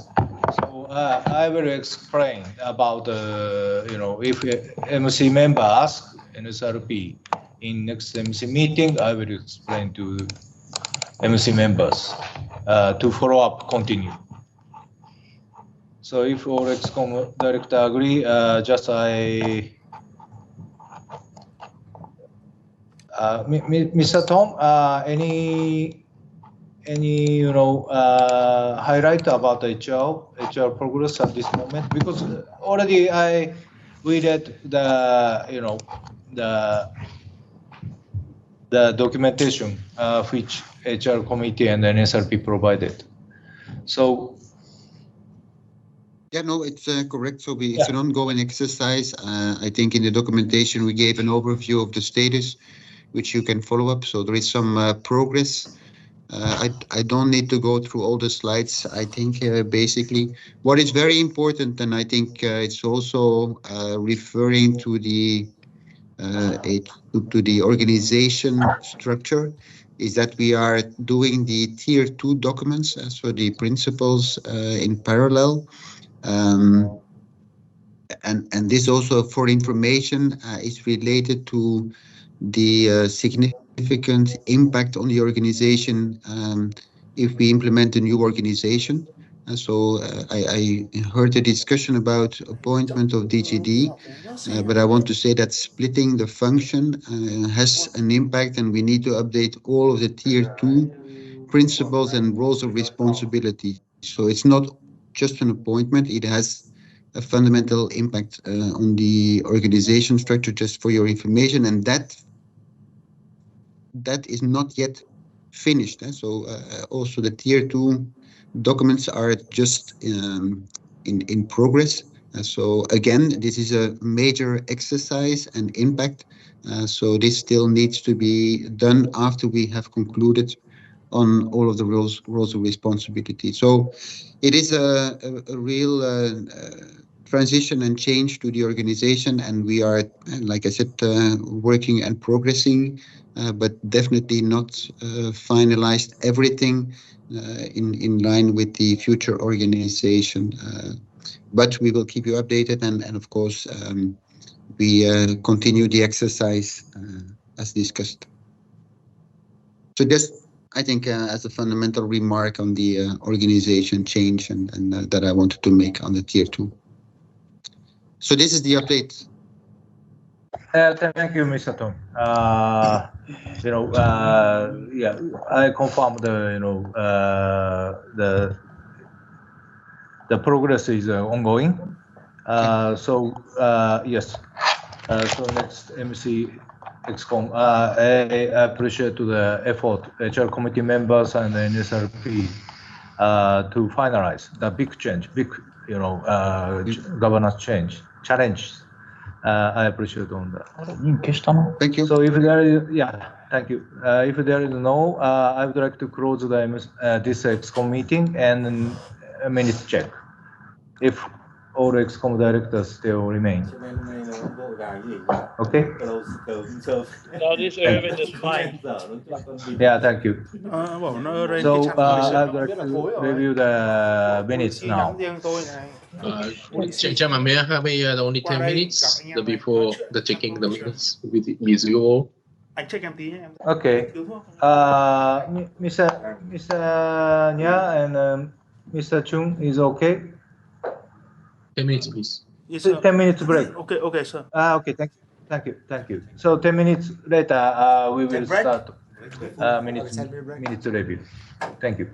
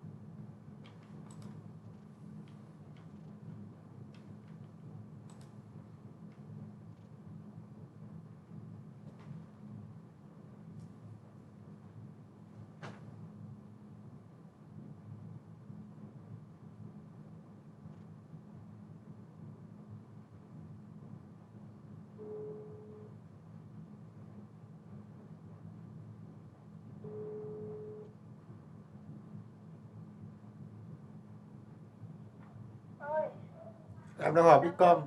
Em đang họp Excom. Đang họp Excom. Vincom gì giờ này? Chết mẹ.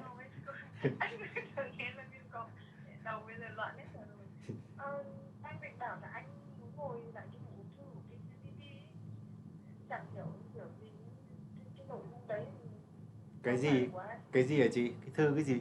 Thư của cái CCTV nó có mấy các cái điều khoản các thứ trong này này, nó comment như là cái này là của mình hay là của bên kia. Em không hiểu chị nói về cái thư mà nó gửi, chắc là nó lấy ý kiến, anh Ninh lấy ý kiến nên nó gửi cho mà.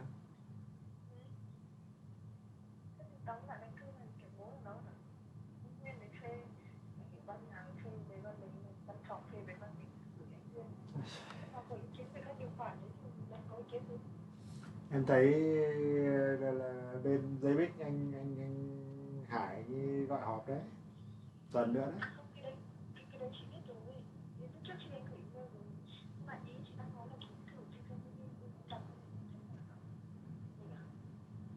QNEP chắc là đấy nó đưa quan điểm về EP gì. Cái đấy thì sao hỏi xem là ý kiến cái chỗ chị ấy, chỗ chị của chị Hạnh với cả chị Mai Anh nhà mình ý, xem có phản đối gì không. Đấy, cho Hoàng Anh có phản đối gì không, là mới tinh với ta là mẹ đời bây giờ thì mẹ cùng nghe câu sạch trơn không biết gì cả, nhưng mình nói được câu đấy không?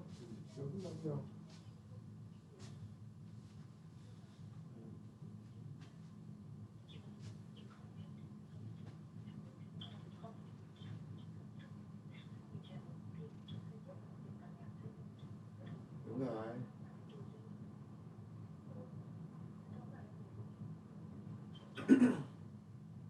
Nó đang thiết chặt tất cả cái chuyện là EP về số ngày và là phải chặt đấy. Theo quan điểm của Lender là phải 24 26 là đúng, 24 26 không lướt cơn được đâu.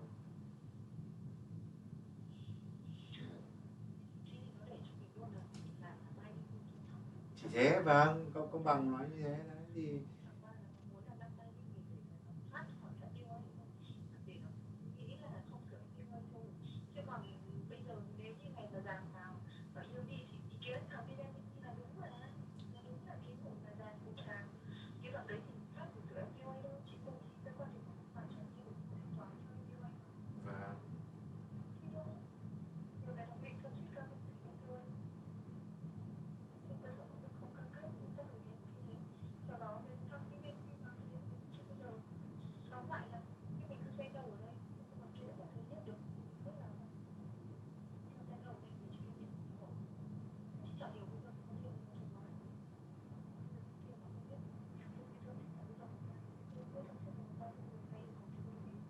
người ta chỉ nói đơn giản thôi, EP ông có thực hiện 24 26 ngày được không? Vì liên quan phép test về mặt thời gian.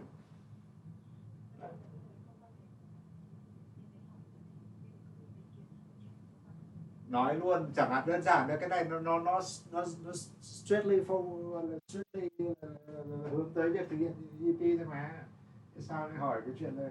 Ông không phải liên quan hợp đồng vay thì nói hỏi cô đơn giản này thôi.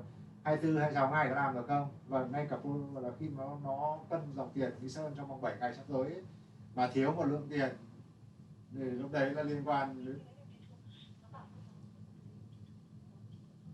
thế thì vô cùng. Thế thì biết được, thì nếu mà đương nhiên nếu mà nói trả lời như thế tốt nhất là đừng cam kết gì cả. Vô trách nhiệm luôn. Mẹ bây giờ em nói chị riêng mà làm không cẩn thận thì cả cái tiền mà cái nhóm đấy đang trông coi hộ VVN bay trong một đốt nhà. Nó lánh luôn giờ. Thôi để em giả lại cái báo cáo, cái phần report lại. Sắp xong rồi. Nghỉ 5 phút.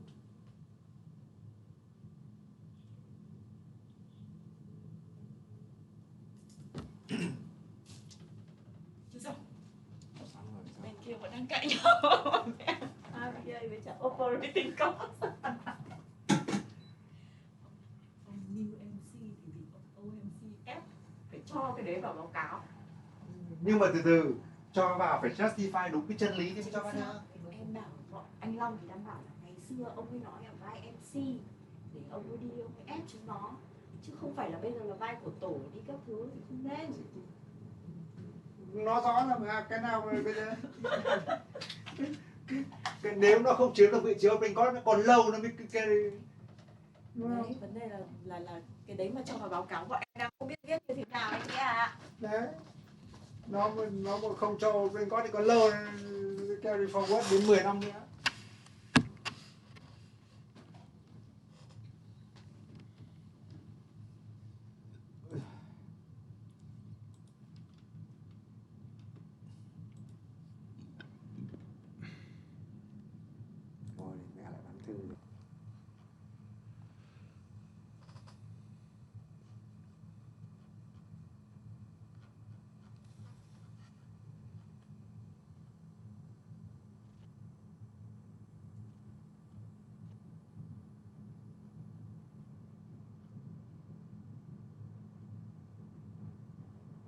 We have added accordingly.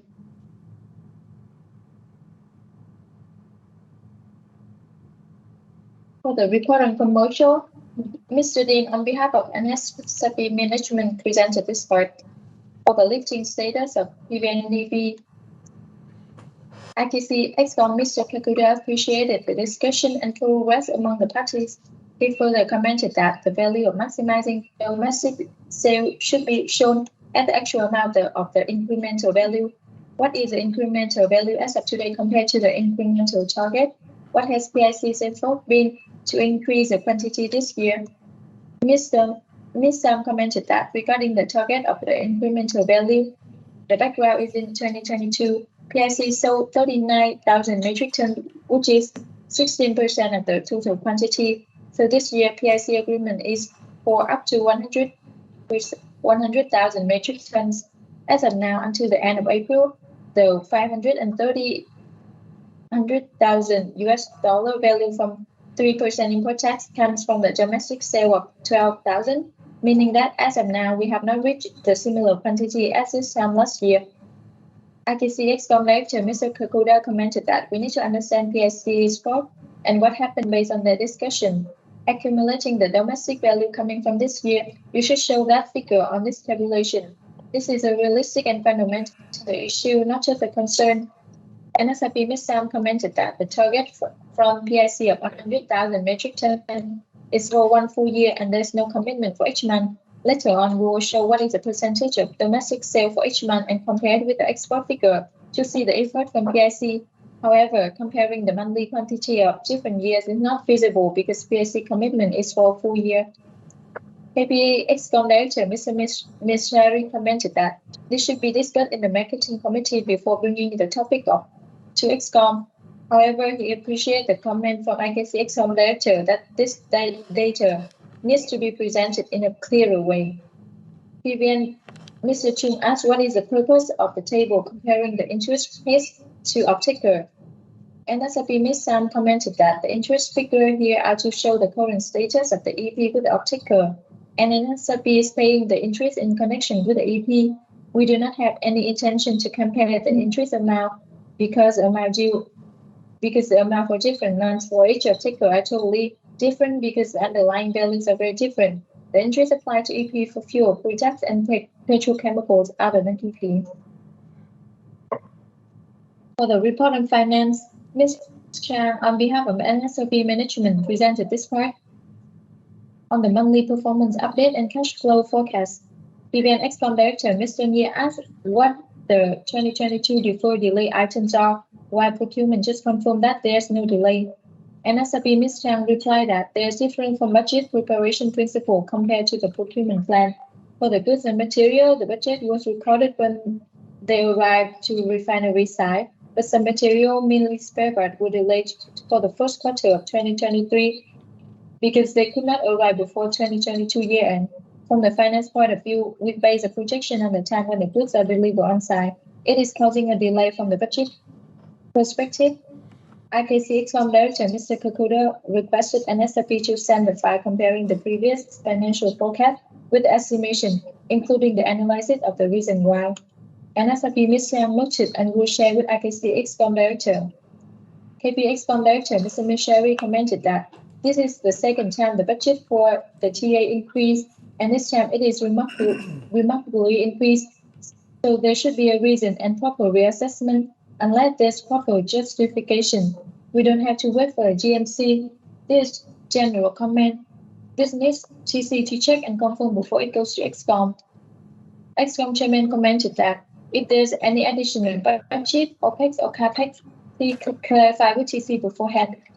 KPA Excom Director Mr. Owen commented that multi-lane in the OPEX should be on the hard carbon book. It is based on the budget classification. We have a budget line for truth, but we make it separately because we cannot control the price. For the rest of the items, we need MC to control the cost. NSRP Ms. Chang commented that this is due to budget clarification. We understand that it is different with the standard applied by sponsor. We understand that based on your standard, it should be classified under other budget lines such as crude oil rather than OPEX. But we have one budget line for crude oil and we don't ask for our MC to approve this budget, but only production plan in the business plans, as we cannot control the pricing for crude oil. For the rest of the cost item, we classify it into OPEX and CAPEX based on its closed nature. Noted that operating expenditure definition is for all the costs for normal daily operation to generate revenue. At the end, any cost needs to go to MC for approval and control. PVN Mr. Chung asked NSFP to provide the report about what exact delay that finance reported, as it seems there's an inconsistency between NSFP department. Excom chairman commented that NSFP should share with PVN Excom the technical committee document on why NSRP required to do additional work item in the TA. NSRP Ms. Chang noted that NSRP has shared this material with all sponsors in the last meeting when asking for additional budget and can provide the details to PVN again after the meeting. PVN Excom Director Mr. Nghĩa commented that I can see the timeline for arbitration to be extended to 5 years more. I do not understand what the reason behind the extension and the current situation and how the arbitration is going. NSRP Ms. Chang commented that the forecast of $0.5 million is all about the minimum of the legal work and is estimated for 2023 due to the postponement from the court. The rest is an initial estimation and will be updated by the legal team. The forecast 2024-2028 legal arbitration cost is for reference only because after the award, we do not know what the outcome will be for NSRP. If the outcome is negative, NSRP can need further support from legal consultant to reduce any potential consequences. PVN Excom Director Mr. Nghĩa noted Ms. Chang's explanation and commented that if NSRP has full information about the arbitration, NSRP should update in full. Legal committee member Mr. Eric commented that on behalf of the LC chairman, the reason why the estimated budget goes down significantly this year is because there was a delay in the proceeding as the arbitrator don't expect to release a liability award until next year or later this year. Until then, we don't know who has to pay how much. There are several claims and the arbitrator will decide which party wins each claim. After the liability awards, the arbitration moves to the quantum phase. They need to determine who owns how much to other party. At either stage, there could be a settlement or we need to have additional proceeding in the quantum phase and await another decision from the arbitrator. That's going to take a couple of years, and that's why there's an additional budget of $25 million spread out over the next few years.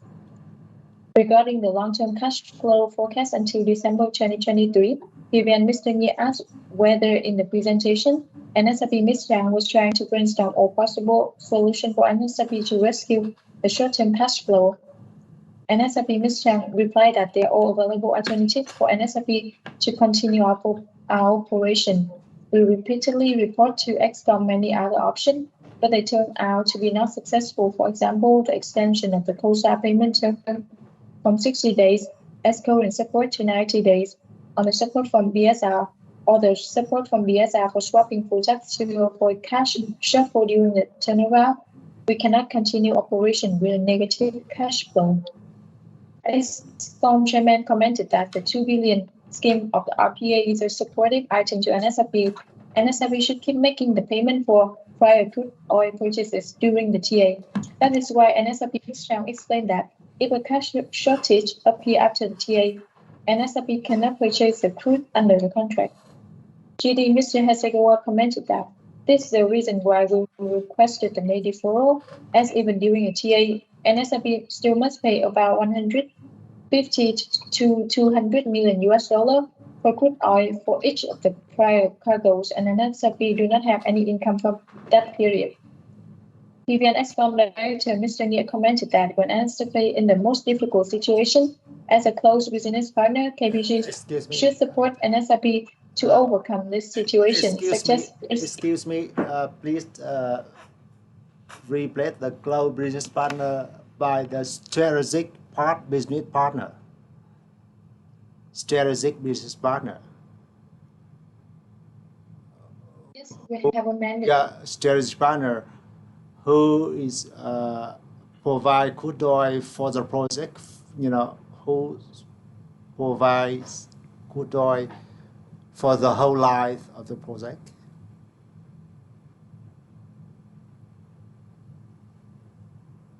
Yeah, that's it. Yes, we have a mandate accordingly. KPC should support NSRB to overcome this situation, such as extending the payment term. KP Excom Director Mr. Mishari commented that the RPA has provided a big support to NSRB for 4 years, including the support from KPC for 60-day payment term rather than 30 days. Two sponsors already provided support under the RPA scheme in the amount of $2 billion US, so this needs to be appreciated. NSRB must pay for the crude that they already process. I think what should be said here is to enhance the AP lifting to help NSRB. So let's not mention assumption and somebody should help us. We have to be clear on what has been discussed in the past 7 months and where we are today. And let's not talk about getting more help from other parties who have already committed to supporting NSRB for 4 years. Excom Chairman commented that IKC also shared the same view with KB Excom Director Mr. Mishari. If PVN Excom has some additional funding recommendation to the sponsor, we would appreciate hearing that from PVN. DGD Mr. Iman commented that NSRB did send a letter to KPC and they are clear that they cannot provide further support. In addition, NSRB also approached BSR, an entity majority owned by PVN, to ask for their support by swapping the product during TA, but they also did not support NSRB in this way. Swapping product is the most common international practice in the oil and gas industry to maintain cash flow, but NSRB could not do it, and PVN did not support instructing BSR to do this. PVN Excom Director Mr. Nia commented that what PVN DP has done so far for EP or lifting, and this should be recognized. If the market turn out not in favor of PVN DP to take further, it is understandable. Another thing I want to add here is that it is not the first time NSRB mentioned the option to pay, the option of calling guarantee to pay for the debt.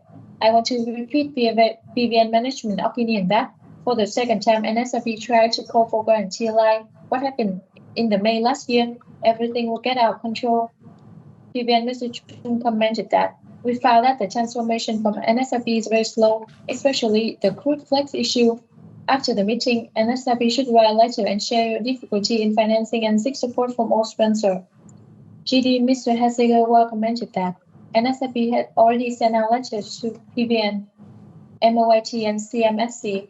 NSRB has done everything as much as we could. For the report of the update on financial restructuring long-term, Excom Chairman recognized the correspondence between NSRB Finance and each committee member. Basically, committee member agree on SRB proposal about LIBOR replacement and the proposed CAS spread of 0.43%. IKC support NSRB's position because time is very critical to complete the whole process. NSRB should proceed. KPA's Director Mr. Miseri commented that as long as Finance Committee agrees on the content of the agreement, KPA supports it. Regarding the LIBOR approval process, PVN Excom Director Mr. Nia requested NSRB Ms. Chang to clarify the CAS of 0.43% LIBOR proposal compared to the proposed figure of 0.1% for the senior loan. NSRB Ms. Chang confirmed that NSIP have shared all the calculation to FC member and Excom, and we share the calculation again to PVN and Excom after the meeting. PVN Excom Director Mr. Nghĩa commented that NSIP is not in the position to negotiate strongly with the lender. KP Excom Director Mr. Mishari asked if we don't approve this, will the sunset date not be waived? NSIP Ms. Yang replied that we still need the lender approval of the waiver of the FEOD at sunset date and lender further support for long-term restructuring from November 2023. NSIP Mr. Imad also confirmed that at the last meeting, lender advisor ANO has clearly said that the CAS rate for term SOFR finalization is a mandatory and red line requirement for the lender to consider for May deferral, waiver of FEOD at sunset date and long-term restructuring. NCI member Mr. Wanatabe commented that 0.43% may come from ARRC of the USA and its recommendation to banks. NSIP Ms. Yang said that 0.1% CAS is based on the research from HL and based on the deal in the US market. Lender advisor when the view that US market might not represent all the deals, especially in Asian market. EY mentioned that they involved in some Asian deals and all agree with the 0.43% CAS. We have proposed 0.1%, but the lenders absolutely do not accept that. But 0.43% CAS is also normal market practice. PVN Excom Director Mr. Nghĩa commented that from PVN point of view, long-term financial restructuring for NSIP is one of the most important things that PVN and other sponsors want it to be success. Based on what happened recently, PVN had so many discussions, the initial feedback from the other authorities, it is almost impossible for PVN to accept the non-binding term sheet. Excom chairman commented that PVN should have second chance to approach the authority. PVN Excom Director Mr. Nghĩa commented that now PVN is not giving up easily on the other side. The lender needs to take PVN opinion into consideration of what should be proposed for the sponsor to be agreed from PVN. Excuse me. Number 11, Nia-san, just to confirm, this is what we've talked, this topic, it is not the purpose of the minutes, what Egashi-san mentioned. Do you agree to keep this, the item 11, or should we take it off? I think just keep it there, no problem with me. No problem? Okay, thank you.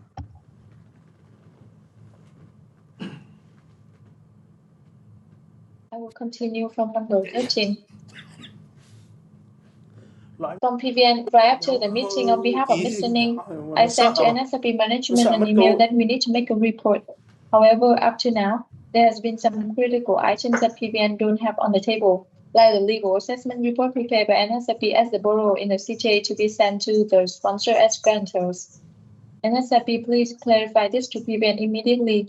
I also noticed that the consultation committee confirmed that they cannot proceed with the approval for May deferral.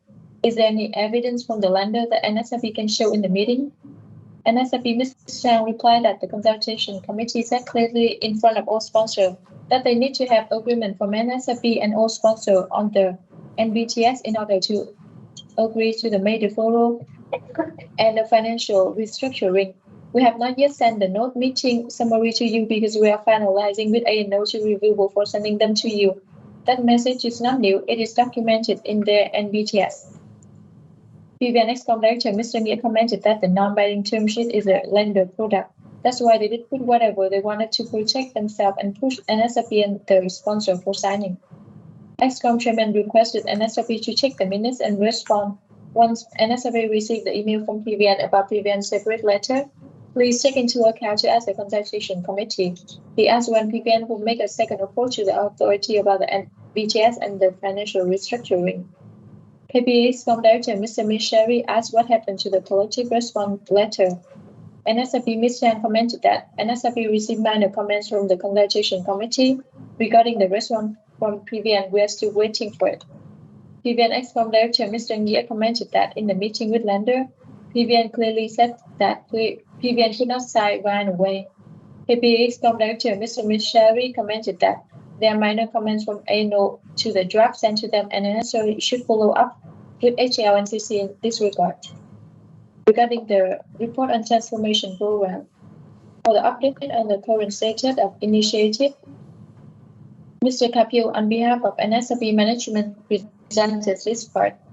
Excom Chairman confirmed NSRP completely transferred from McKinsey system to old NSRP system to implement the transformation and appreciate the effort of NSRP team.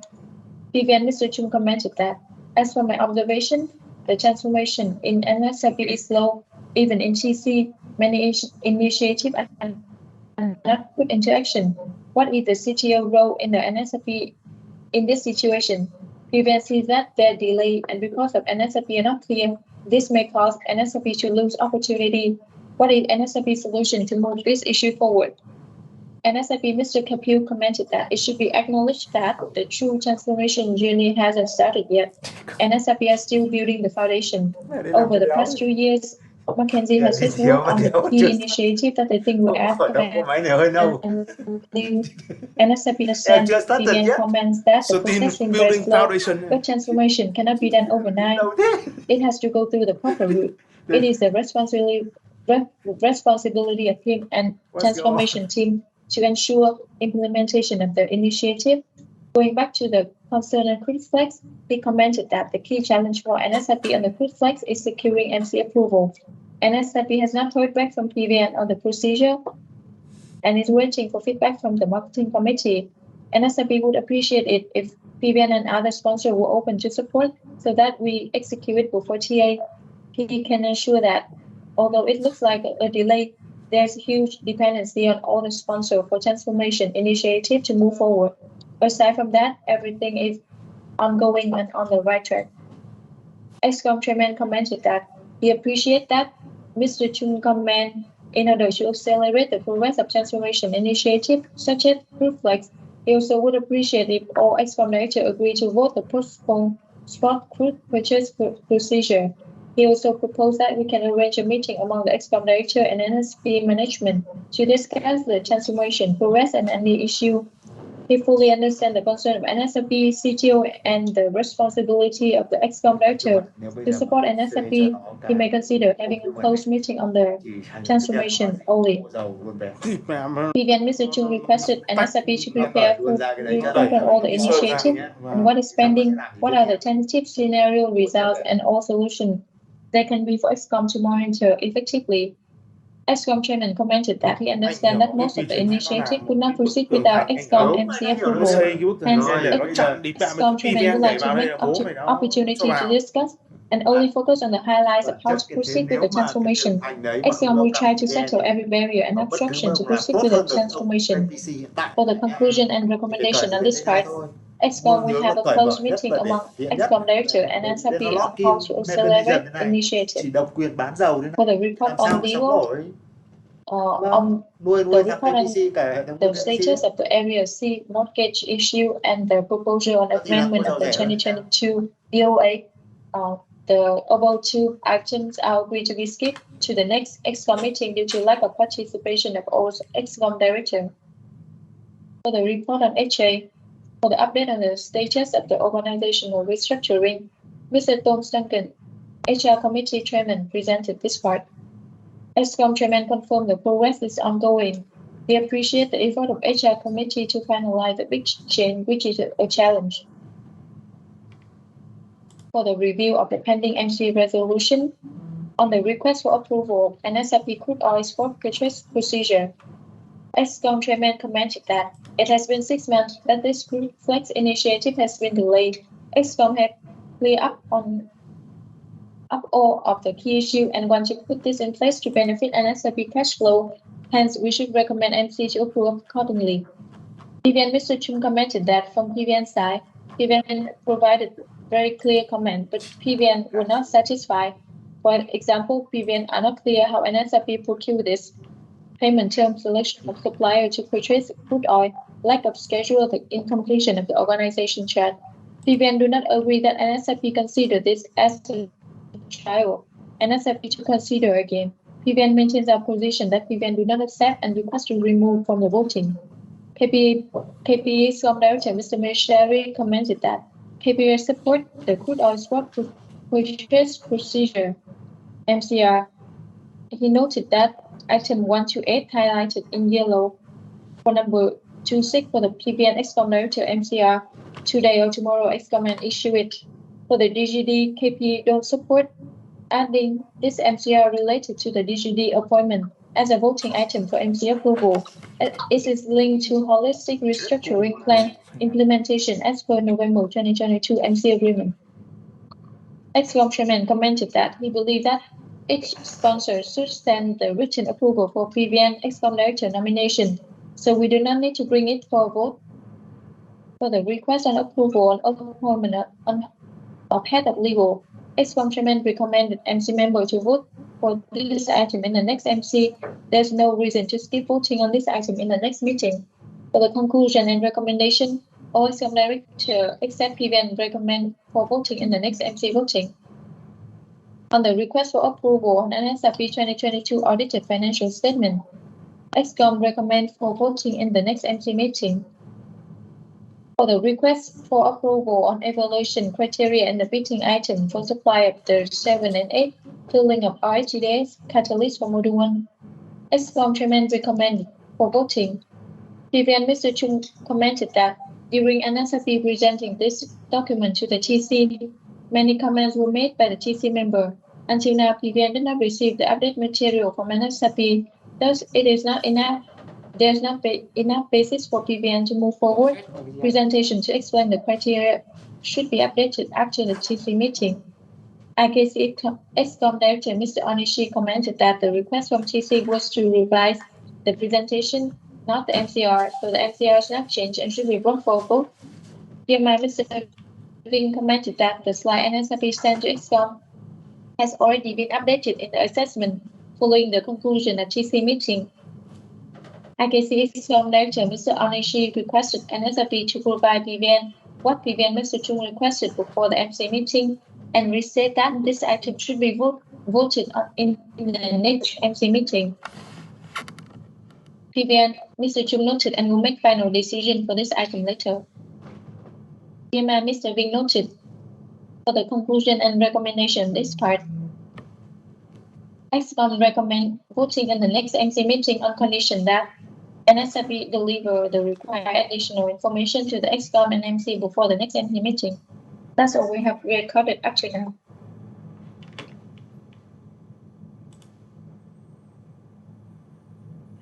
Chairman, can you hear us? On behalf of Chairman, the IKC confirmed.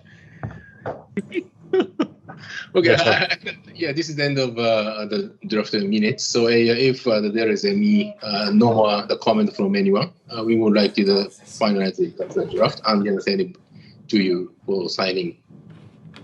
From IKC, no more additional comment. So how about the Excom directors? From KPE, no additional comment from our side. Thank you. Thank you very much. MCI also no additional comment. Thank you. From PBN directors, we have no further comment. Okay, thank you very much for your information. Yeah. Please wait for a short while. I will send it to you very soon. Thank you very much for your participation. Thank you. Thank you. Thank you. Thank you. And